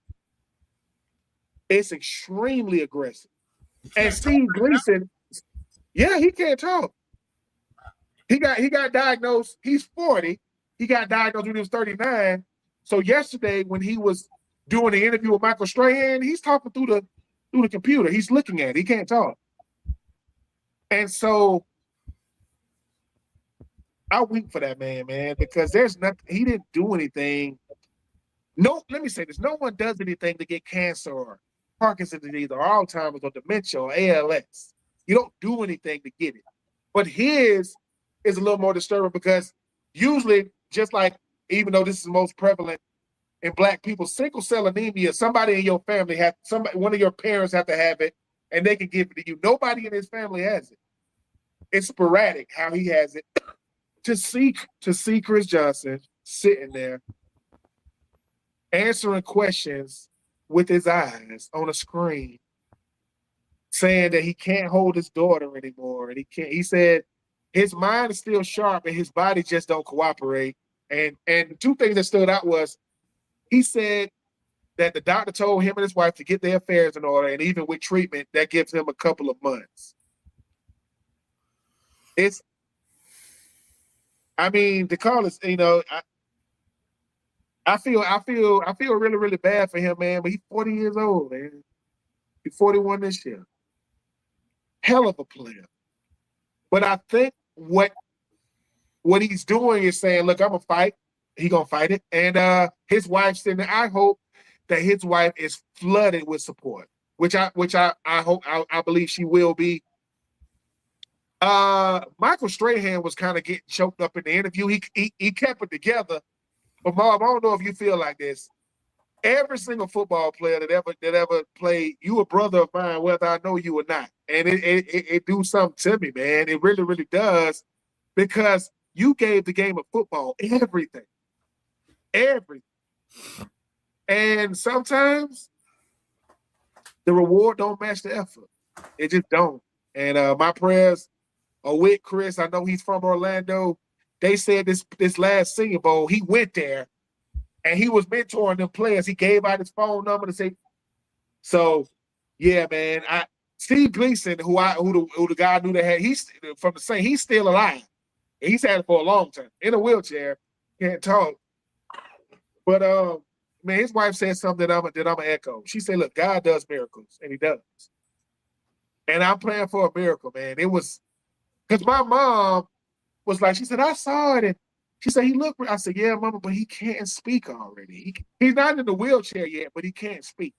So what they did, when they first diagnosed him with it, they recorded his voice on the machine, which is crazy. So when he's looking at the letters, it's speaking in his voice. So when you ask him a question and he responds, it's his voice, but he's looking at the letters on the screen. The only time I say AI is a good thing. Yeah, man, it's just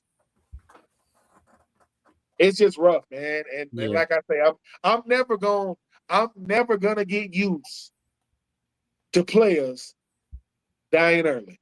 And I'm not calling for this man to die early. That's not what I'll never get used to that. That's never gonna be something that's gonna shake me as long as I got breath. And I don't know if you've seen him all, but it shook me, man. I'm like, God dang.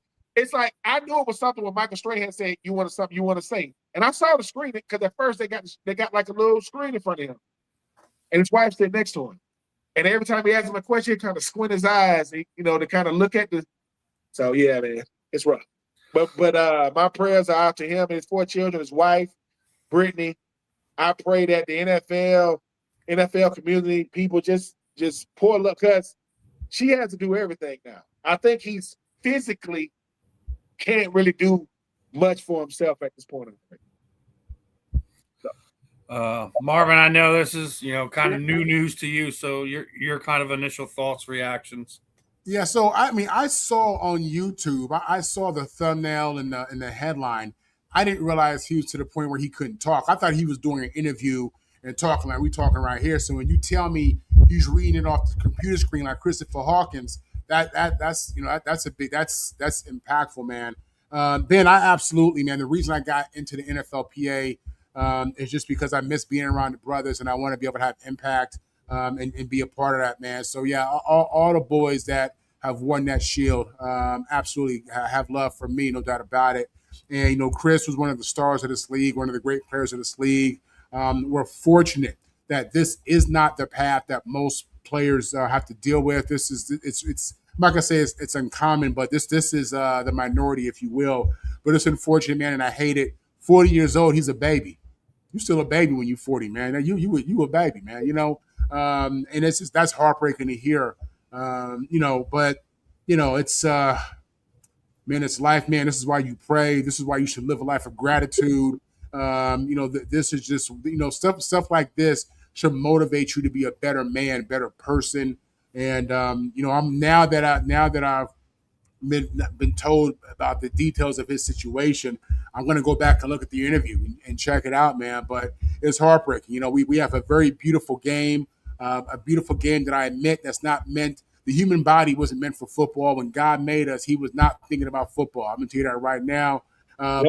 We play this game that we love. We play it we love. Most of us who get out the game, especially if you've been fortunate to play at the highest level, you're going to get out the game nicked up. You're going to have something. This is not the norm, man, but it's the reality. This is not the norm, but it's a reality, and it's unfortunate, and I hate it. So, my thoughts and prayers to that man and his family. And, it's heartbreaking, man. And listen, I feel that way whether you played football or not. You 40 years old dealing with this, 40 years old dealing with this. Yeah, man, that's rough. He got diagnosed when he was 39. He's 40. And like I said, ALS is all of them, man, not just all of them. When he was sitting there, because he's sitting, I'm not gonna ruin the interview for you. It just real life is good, and like you say, Bob, it's like, especially as me. I tell you this all the time, Steven. The stuff you be putting on Facebook, that's not just for you, man. When I be reading that stuff. Listen, I have some people who have reached out to me sometimes, like, "Are you okay?" I'm like, "I'm good, dude. I just some of that stuff, it resonates with me. I think it's stuff that needs to be shared." Every time, I'm an IG person more than a Facebook. Too many of my family members on there, they're a little nosier than I want them to be. But every time I see something on IG that I think is encouraging to me, I send it out to everybody I follow. And you know what's crazy? I send out to the guys. Every single person I send to replies. Every single time. So I know that men in general, we need to be more encouraging to each other. We need to be more supportive of each other. We ain't doing nothing but say, hey, man, I don't know who you are, but I'm praying for you. I'm rooting for you. Whatever you're trying to do in this life, man, give yourself some grace, man. Don't, because like I said, I don't do the man versus woman thing, but I know what men deal with because I am one. So as men, I just want to say, man, anytime we get a chance to encourage each other, let's make sure we do that, because real life, man, don't wait on nobody, don't care about nobody. Don't happen to us all, but I pray that Chris Johnson, a miracle happens, man. That he say, hey, man, I'm ALS, because it's no cure for it yet. And I use the word yet, hesitantly, but we need to, and they saying that ALS research, different than cancer research, is underfunded. Yes. So we got to get them funds up to make sure we get more research, which I know when you come to research something like that, it takes millions upon millions to do it, but we can do it. Who's the famous? Is this Lou Gehrig's? Who's the famous athlete? Lou Gehrig. Yes, Jackie, you got that spot on, brother. Spot on. Yeah, Lou Gehrig's disease. Yes, ALS. I just think it's crazy that it takes somebody like an athlete for people to kind of stand up and take notice of these things. Yeah, Steve, it's not crazy. It's a testament to, again, sports, religion, and family are the biggest things in our culture, man. It is. You say what you want, laugh about it, good times, bad times. That's real. Yeah. Whether it's good or bad, it's real. So somebody who represents some kind of sports community steps up, says something, does something, goes through something. Now it resonates. Now people are connected to that. You know what I'm saying? It's just a testament to how big this thing really is in our life, and it's huge. Yeah, it's hopefully the Johnson family gets enough support, love, and can make sure that Chris has got all the care and love he needs. That's all that we can hope for. And Ben's right. We do need to get some more funding towards the people in the ALS community, that people that have to deal with that. So it's definitely a tough one. Like you guys all said, guy that he's a baby. He's younger than all of us here. So it's definitely a tough one. Definitely one of those ones where Marvin's spot on. Be a better man, better father, better brother, better friend. We all happen to you. We all can do more. We all can do better. Sometimes we're selfish with our time, resources, etc. These are one of those times where I think we all need to kind of pull together, because it's regardless if he's a former athlete or whatever, it's a rough thing for any family to have to try to manage it and or overcome. So wanted to move on to some baseball. I have an impossible stat for you, and I want to see if anyone can name who the player is. There's only one time in baseball history that a batter has gone through an entire season without hitting into a double play. Can either of you guess, name, have any idea who that player could be? I bet he's from Philly. Huh? I bet he's from Philly. He's not from Philly. Oh, okay. Hold on. I got one for you like that next week. Don't worry about it. Hold on. He has an entire season and not hit into a double play? Mm-hmm. Shohei Ohtani? He may be the most popular player in baseball, but I don't think you know what? I will say Tony Gwynn. Tony Gwynn was my first choice when I first read this, and I had to just who it is mind-blowing to me. Okay, it better not be what pitchers don't hit often. No, it's not. So it's not a pitcher either. He's a everyday player. If it was mind blowing, then it has to be somebody who. He was an all-star. I'll say that much. Okay, I'm focusing on you. Mind blowing. Kyle Ripken. From that era. He is from that era. Wade Boggs. No. All right. So I'm going to put it out there. Yeah. It is Craig Biggio. Are you serious? did not ground into a double play. He's the only player in Major League Baseball history to do such a thing. Craig Biggio. Out of all the players, I would have never, never guessed that. I mean, that's to me, that's that's crazy. Okay, I mean, I would have never got Craig Biggio. I mean, I would have went through all these hitters, Sheffield, Barry Bonds, all these guys. Like, nope. But that's a hard thing to do. 162 games and never hit us to a double play an entire year. Bravo to Craig Biggio for that 1997 season. That was that was when he accomplished that feat. 1997. Whew. See, even on China can't do that. Like, I can't do that. I can do everything. I can do everything else. I can't do that. There is something I can't do. Hey, listen. I mean, since Marvin was on the whole Philly thing, did you see what happened last week with the Phillies?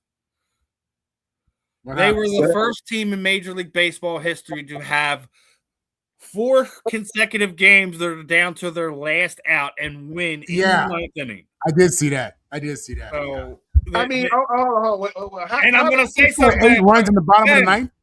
Ben, are you ready? Here we go. Go ahead. Are you ready? Because you know it's coming. 3 games now. You only got 3 games up on us now. I mean, number one, the Mets have already fired their, Yeah, we'll see if the Mets can turn it around. But I will say this about the Phillies, though. I kept telling you this. I said, when it comes to the NL East, I don't care about the Mets. I don't want to hear about the Mets. They're gonna Met. The Phillies and the Nationals are always the teams that either, I'll say this, like with the Phillies, if y'all get too far out ahead, that's a problem. Because y'all ain't in the mood to let people catch y'all. You're like, hey, bro, I just think that when it comes to you guys, when y'all dealt with so much early in the season, I said, dude, if they figure it out, it's going to get ugly. And down to your last out, that's dangerous because it shows that y'all could do it. I say that to say, because my Braves was doing that, like, a couple of years ago, like, they called, I got sick of it. But from the 8th to 9th inning for my Braves a couple of years ago, it was the most exciting time in baseball. I mean, it wasn't good for my physical health, mental health either, because I'm sitting there watching this. But it's you guys are dangerous, especially in this in the NL East. I think you guys always been. You don't lack bats, you don't lack pitching, you don't lack talent, and you don't lack experience. It's just baseball. Baseball is weird as far as like how the seasons go. Yeah. So yeah, I would love to say I'm surprised. Well, with all them all-stars over there, I'm not. It's just my Braves need to get it together. I tell you what, you guys, Austin Riley, you guys need a third baseman? Because Austin Riley can go. He can go. Look, Bowman Stott are slugging over 500 right now over the last few weeks. So I think I'm good with a third baseman right now. We might need an outfielder though, because Aldris Garcia, tore pec muscle and is done for the year. So we need a right fielder again. I'll say this: there was a lot of talk in the offseason that from internally that Bryce Harper was an elite. Well, Bryce Harper is one of 2 NL batters that are over 50 RBIs and has over a 500 OBS. He is elite. Now, Dom Dombrowski needs to show the Philadelphia Phillies that he's still an elite GM. I think he did good last year with the Durantula trade. You got Mick Abel out of there. He isn't even in the major leagues for the Minnesota Twins right now. And Durant just he's 21 out of 20 saves. I think that's a pretty good move. You need another arm, you need another bat. If they can do that, they'll get over the hump in October. If not, then there's going to be a same repeat. But the fact that you guys a month and a half ago were 10.5 games up on us and it's down to 3 now, and we're not even at the All-Star break. Yeah, it's going to be an interesting season. I mean, but I can't. Like I said, I've seen too much baseball to know. how many games back in the NBA is like being up by 10 going into the fourth quarter in the NFL. Something crazy about to happen, And I think the thing about the Braves my Braves seem to play better when things are tight. We don't do well being like what a year or so ago, how many games back where we was able to injuries were your biggest problem then, but I will say this. The Nationals don't won one. My Braves don't won one. I don't care. I don't want the Mets to win anything. The Mets to me is like Florida State. It's like the University of Georgia. I don't want them to win anything, and they're not. I believe you guys are due to win one. I believe the Phillies. It's gonna, because Bryce Harper will not. He refuses to retire Mike Trout. I'm gonna have a World Series. I'm gonna have Mike Trout's not getting it. He's not. And I don't know unless somebody trade. Now, I heard some rumblings that the Braves might try to trade for Mike Trout. They want to do that. I've been hearing Atlanta, Philadelphia. I'm gonna tell you right now, and I know this is biased. If Mike Trout go to the Phillies, that is some B. What? You got Bryce Harper and Mike Trout. That is a different. Kyle Schwarber. Schwarber. I will say this. I think you will look better in a Braves uniform. That's just me. I could be biased. Listen, if the Phillies make an offer, you know the hometown boys coming home. You already know that. If Mike Trout does indeed become, a Philly, and it's only right. He spends more time in Philadelphia than he does. In Anaheim. And Marv, it's Anaheim. That's in Los Angeles, right? That's in LA. That's Orange County. So it's outside of Los Angeles, a little more south. People, listen, if you're not from California, people would say Anaheim is part of LA. It's one of those type of deals. You know what I'm saying? It's not, but it's, I don't know, hour and a half away, traffic down. You look at downtown Anaheim. So it sounds like, Marv, when you meet people that say, I'm from LA, where you from? I'm from Anaheim. You like this. That's not LA. Exactly. What? 100%. 100%. Gotcha. Two quick ones before we wrap this one up. Over the last few weeks, I think we all can agree this is probably going to be the last full baseball season we might have in a few years. And this is just what Major League Baseball is doing to themselves at this point in time. Some of the proposed offers and changes that they want to do is absolutely ridiculous. One of the ones that they put out there is that they propose a complete overhaul of their domestic amateur entry system, removing any high school players from the draft that makes college players eligible after their sophomore season, which shorten the draft from 20 to 12 rounds. I agree with shortening the draft and, cutting the bonus pool from basically, almost 360 million to 200 million. I don't think gutting the amateur system is what Major League Baseball needs right now. And then you look at the other side of the proposals that they're doing within the CBA, right? They're proposing that a max contract length of a free agent be no more than 5 years. That a free agent player switching teams in year 6, retaining their own players, no deferred contracts, no qualifying offers are also gone. 5 years to free agency for players older than 30. That's cutting that. None of this makes any sense whatsoever. I think if you're a baseball fan, be ready. Be ready. I think this might be the last season we see in a few years. Do you guys think I'm wrong here, or is Major League Baseball digging their own graves as we speak? If Major League Baseball gets away from the amateur system, I don't think they know what they're doing to baseball as a sport, not just MLB. You are cutting your legs out from under you. The amateur system, the greatest amateur system in sports is baseball. When you look at what they do with it, and that's how a lot of those guys aren't going to make it to the majors, but that's how you keep growing the game with your minor league systems and your farm systems and things like that.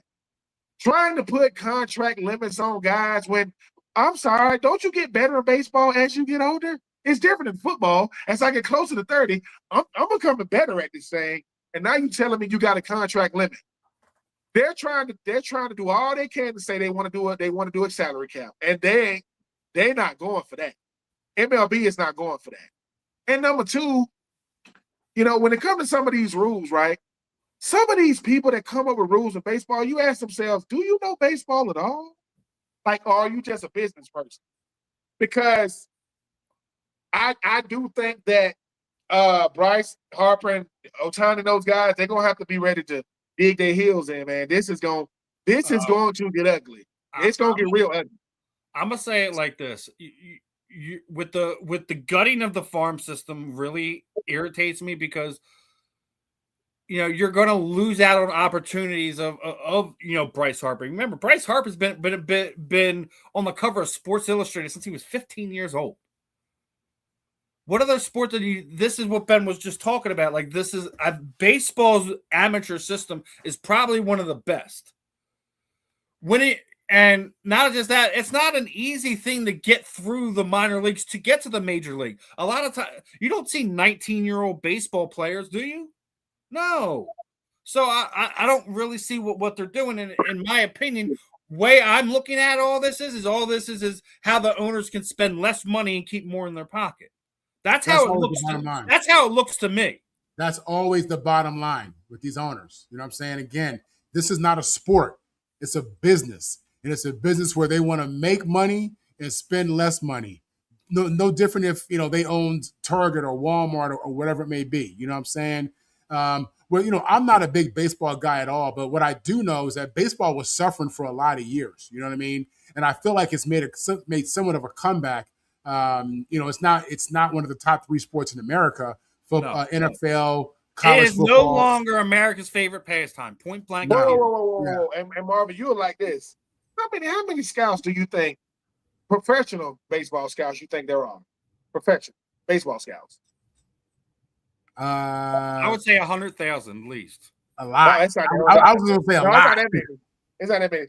There are approximately 1,700 to 1,900 professional scouts, professional ones, right? Here's the thing, right? That the hardest thing about being a business owner is when you got to make budget cuts. It's not going to be pretty, and it usually starts on the lower tier.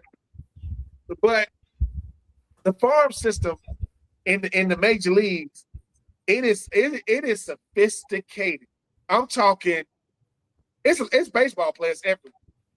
I mean, football fields have to be 100 yards, 100 yards long, 53.5 yards wide. A baseball diamond, let's get it. Let's do it. Every other. So I think that sometimes when you are the Bryce Harpers of the world or you are the Shohei Ohtanis of the world, a part of being a superstar, if you are involved in contract negotiations, is learning I am doing this for the present and the future. Because people like your dad, Bob, what he really meant to the game is because Al Capone is outside. That's what he really means to the game. To say, yeah, I'm a good player, great player, sorry. But I got to do this for the present and future players coming behind me. So your father's impact that's why I say I can't wait for the Netflix of 30 for 30, because it goes so much farther than what he did on the field. Your dad goes, wait a minute, man. If I'm the highest paid O-lineman at one given time, I got to use my leverage and my influence on these owners. So and that's what I hope these players are ready for. And I'm talking about the faces now. Excuse me, to not let these owners bully them, which means, and I know they might not want to say this, how many players 25 guys on a baseball team? Is it 25? Yeah, I believe that's it. Some of these guys, and I'm not, and this is just the country boy coming out of me. If I'm a, $40 million a year player, and I've been doing that for a while, and I know we're gonna be here for a while, the 16th through the 25th player on the roster, what they make in a year, I might make in a check. I got to make sure they're good while we doing it. See, that's what no one wants to say. Hey, I'm getting in your business. This thing might last a year or so. I'm gonna have to look out for you. And for people saying, well, Ben, that ain't your business, the hell it ain't. Yes, it is. It is my business. And I'm talking about the ones that can't afford it, the ones that get endorsements, because what makes contract negotiations speed up is the guys that don't make millions every year. They making good money now, but it's like, hey man, my kid ain't in private school. My kid, you see where I live at? I drive by. You live in a neighborhood. I drive by your neighborhood. I said I live by you. I didn't say I live where you live. Marietta is big. Decatur is big. Philly is big. So don't say I live, so I hope they're ready to do that, because I do agree, Steven. When the commissioner tried to come and talk to Bryce Harper said, get the F out of my it's not gonna be good, man. Because, and Marvin, you help me understand this more. There's two realities going on now. There's the players and there's the owner. They are not the same by no stretch. No. So, hey man, we'll see what happens. Buckle up, baseball fans. It's going to be an interesting winter. I'll say that much. But last one I want to bring up. Obviously, over the last few weeks, BKFC's made a couple announcements. They are having a network deal with Fox coming. I told you guys back in February this was going to be a thing. It is official. They announced it. On top of that, obviously, Liberty Brawl is going to be here in Philadelphia July 3rd, but they're even moving even further because they officially have their fighters are going to have their own trading cards with Oyaz, and bunch of the fighters have already posted up some of their inserts and stuff like that. BKFC is making a lot of noise. Fox deal, card deals, what the growth they've done over the past handful of years. I think it's interesting. We'll see what else they're going to be doing to kind of grow the sports, grow their athletes. But the fans should be extremely happy the fact that you're getting trading cards, which probably means you're going to get action figures and things like that at some point in time. But the powers that be in BKFC, Dave Feldman, Conor McGregor, all them guys, they're making the right moves, in my opinion. Obviously, nobody's perfect when it comes to fight promotion and stuff like that, but I think they're making moves that are going to be sustainable for the fans and for the athletes. Fox, card deals, BKFC, I like it. It's a move. I like it. Conor McGregor and company. He's using his influence. He's using his celebrity. He's using his leverage to look at Dana White and them and say, hey, man, remember them conversations we used to have, and we used to tell you guys, hey, man, why don't y'all push us more? What do you mean? Well, when a kid can walk in Walmart or Target, there go my action figure. That perception makes me bigger. I'm sitting, the He-Man, it's not called He-Man at the theaters. I'm sitting there looking at my nephew and said, well, I remember when the Power was a great skull, man. What do you mean? Like, I grew up watching He-Man, brother. He like, oh, you did this? Like, hey, no, I do this. No, you new to this. I'm true to this. What you mean? With the saber-tooth tiger and all that kind of stuff. Why make things harder? If it's wrestling, what do wrestling have? They have action figures, don't they? Huh? That's what I'm saying. Look, Conor McGregor is telling Dana White, dude, you didn't do enough. And this is coming from me, I'm the cash cow. Me and Ronda Rousey and John Jones and Rampage. I got a bunch of friends that had to do Ultimate Fighter. And they had to do all this stuff. So, yeah, it just makes sense. Bare knuckle, Conor McGregor, action figures, promotions. I'm sorry. Livable compensation. I shouldn't have to get knocked out of the night to get enough money to survive until my next match. I understand all these things. So, yeah, I'm with it. And let me tell Dana White something. I know you were just at the White House and all that other kind of stuff, and you doing this other, and I paid this. You will get lapped. I'm telling you, play around too long, not getting these big matches. Because I remember with UFC, they putting on matches like boxing. Dude, they doing it every other month. Now it's, we got to get people that's coming out of retirement after 15 years to fight when we knew Ronda Rousey was going to beat her up. Come on.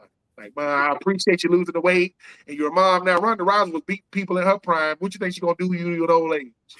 Put you in a hole. But I do like what's going on.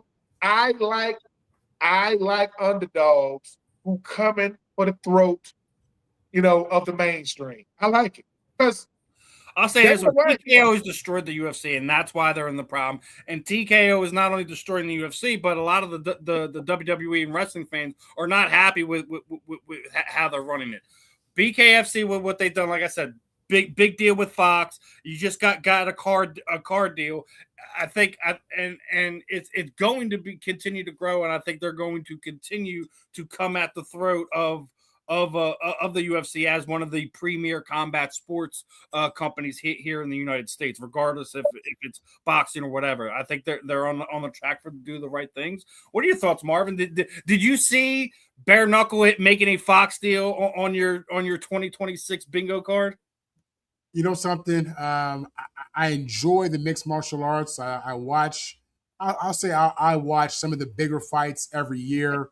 But just as an entrepreneur, I'm kind of with Ben. I like to see the small man, inspired by the bigger entity and want to go out there and do his own thing. It takes balls to do that. It takes courage. I mean, it takes a lot to go out there and put yourself against a major entity like UFC. But it's the American way. You know what I mean? Like the greatest companies and opportunities in America have come from ambitious people who wanted more, who wanted something different, you know what I'm saying, who looked at the big brand and said, you guys ain't quite doing it right. So, yeah, I'm all for it, man. This is truly an American thing to do. And I'm with it, and I love it. And no, I never really saw anything challenging the UFC just because of how big they were becoming. Yep. I remember when they started. So, it takes a lot, man. It does to do that, and it's all good. But if you pay attention, there are a lot of significant companies out there, shoe brands, car brands, and you think, I remember when not Tesla. Remember when Hyundai first came out? That's what I was thinking. That's what I was thinking. It was a bomb, right? The first 10 years, the cars were garbage. Yeah. Now they're one of the top rated cars in the United States. Yeah. So again, I'm all for that. I understand that model and that mentality. So I think it's a good thing. And if anything, it's going to make Dana White step up his game and create a better business model. Period. Or get left. Or because the whole thing about it, in my opinion, they've been left. As far as growth and popularity goes, they've been left.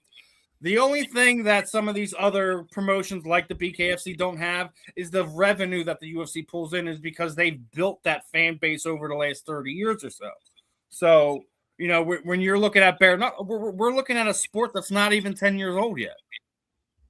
It's not even 10 years old yet. So, I mean, look, I'm trying to tell you, when the powers that be, that being Conor McGregor, and putting his name behind something, that's a credibility.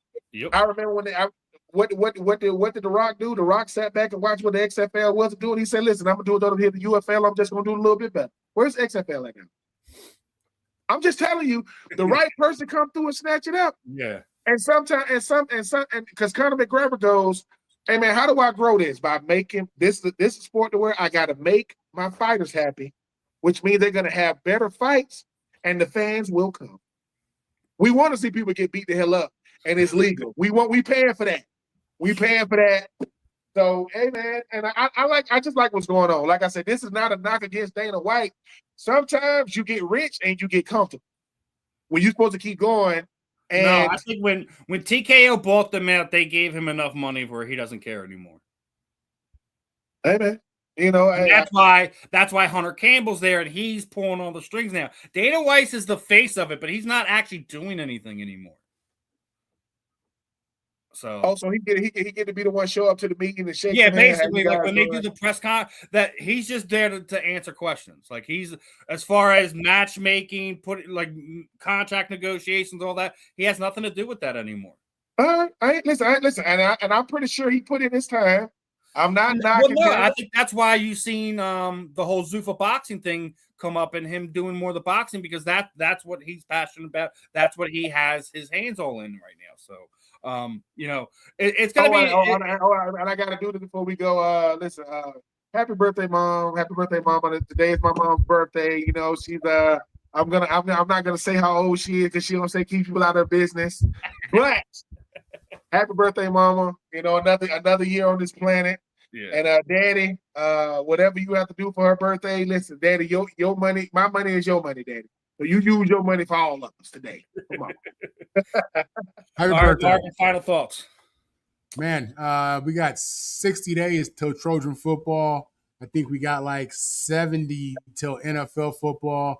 This is the hardest part of the year for me personally. I'm heavy football. I like basketball. I'm thankful that the World Cup is serving as a filler to help me out. Baseball, you know, I appreciate playoff baseball if it's Yankees, Dodgers, but this is the toughest part of the year for me. So I'm just counting down the days till we get training camp going.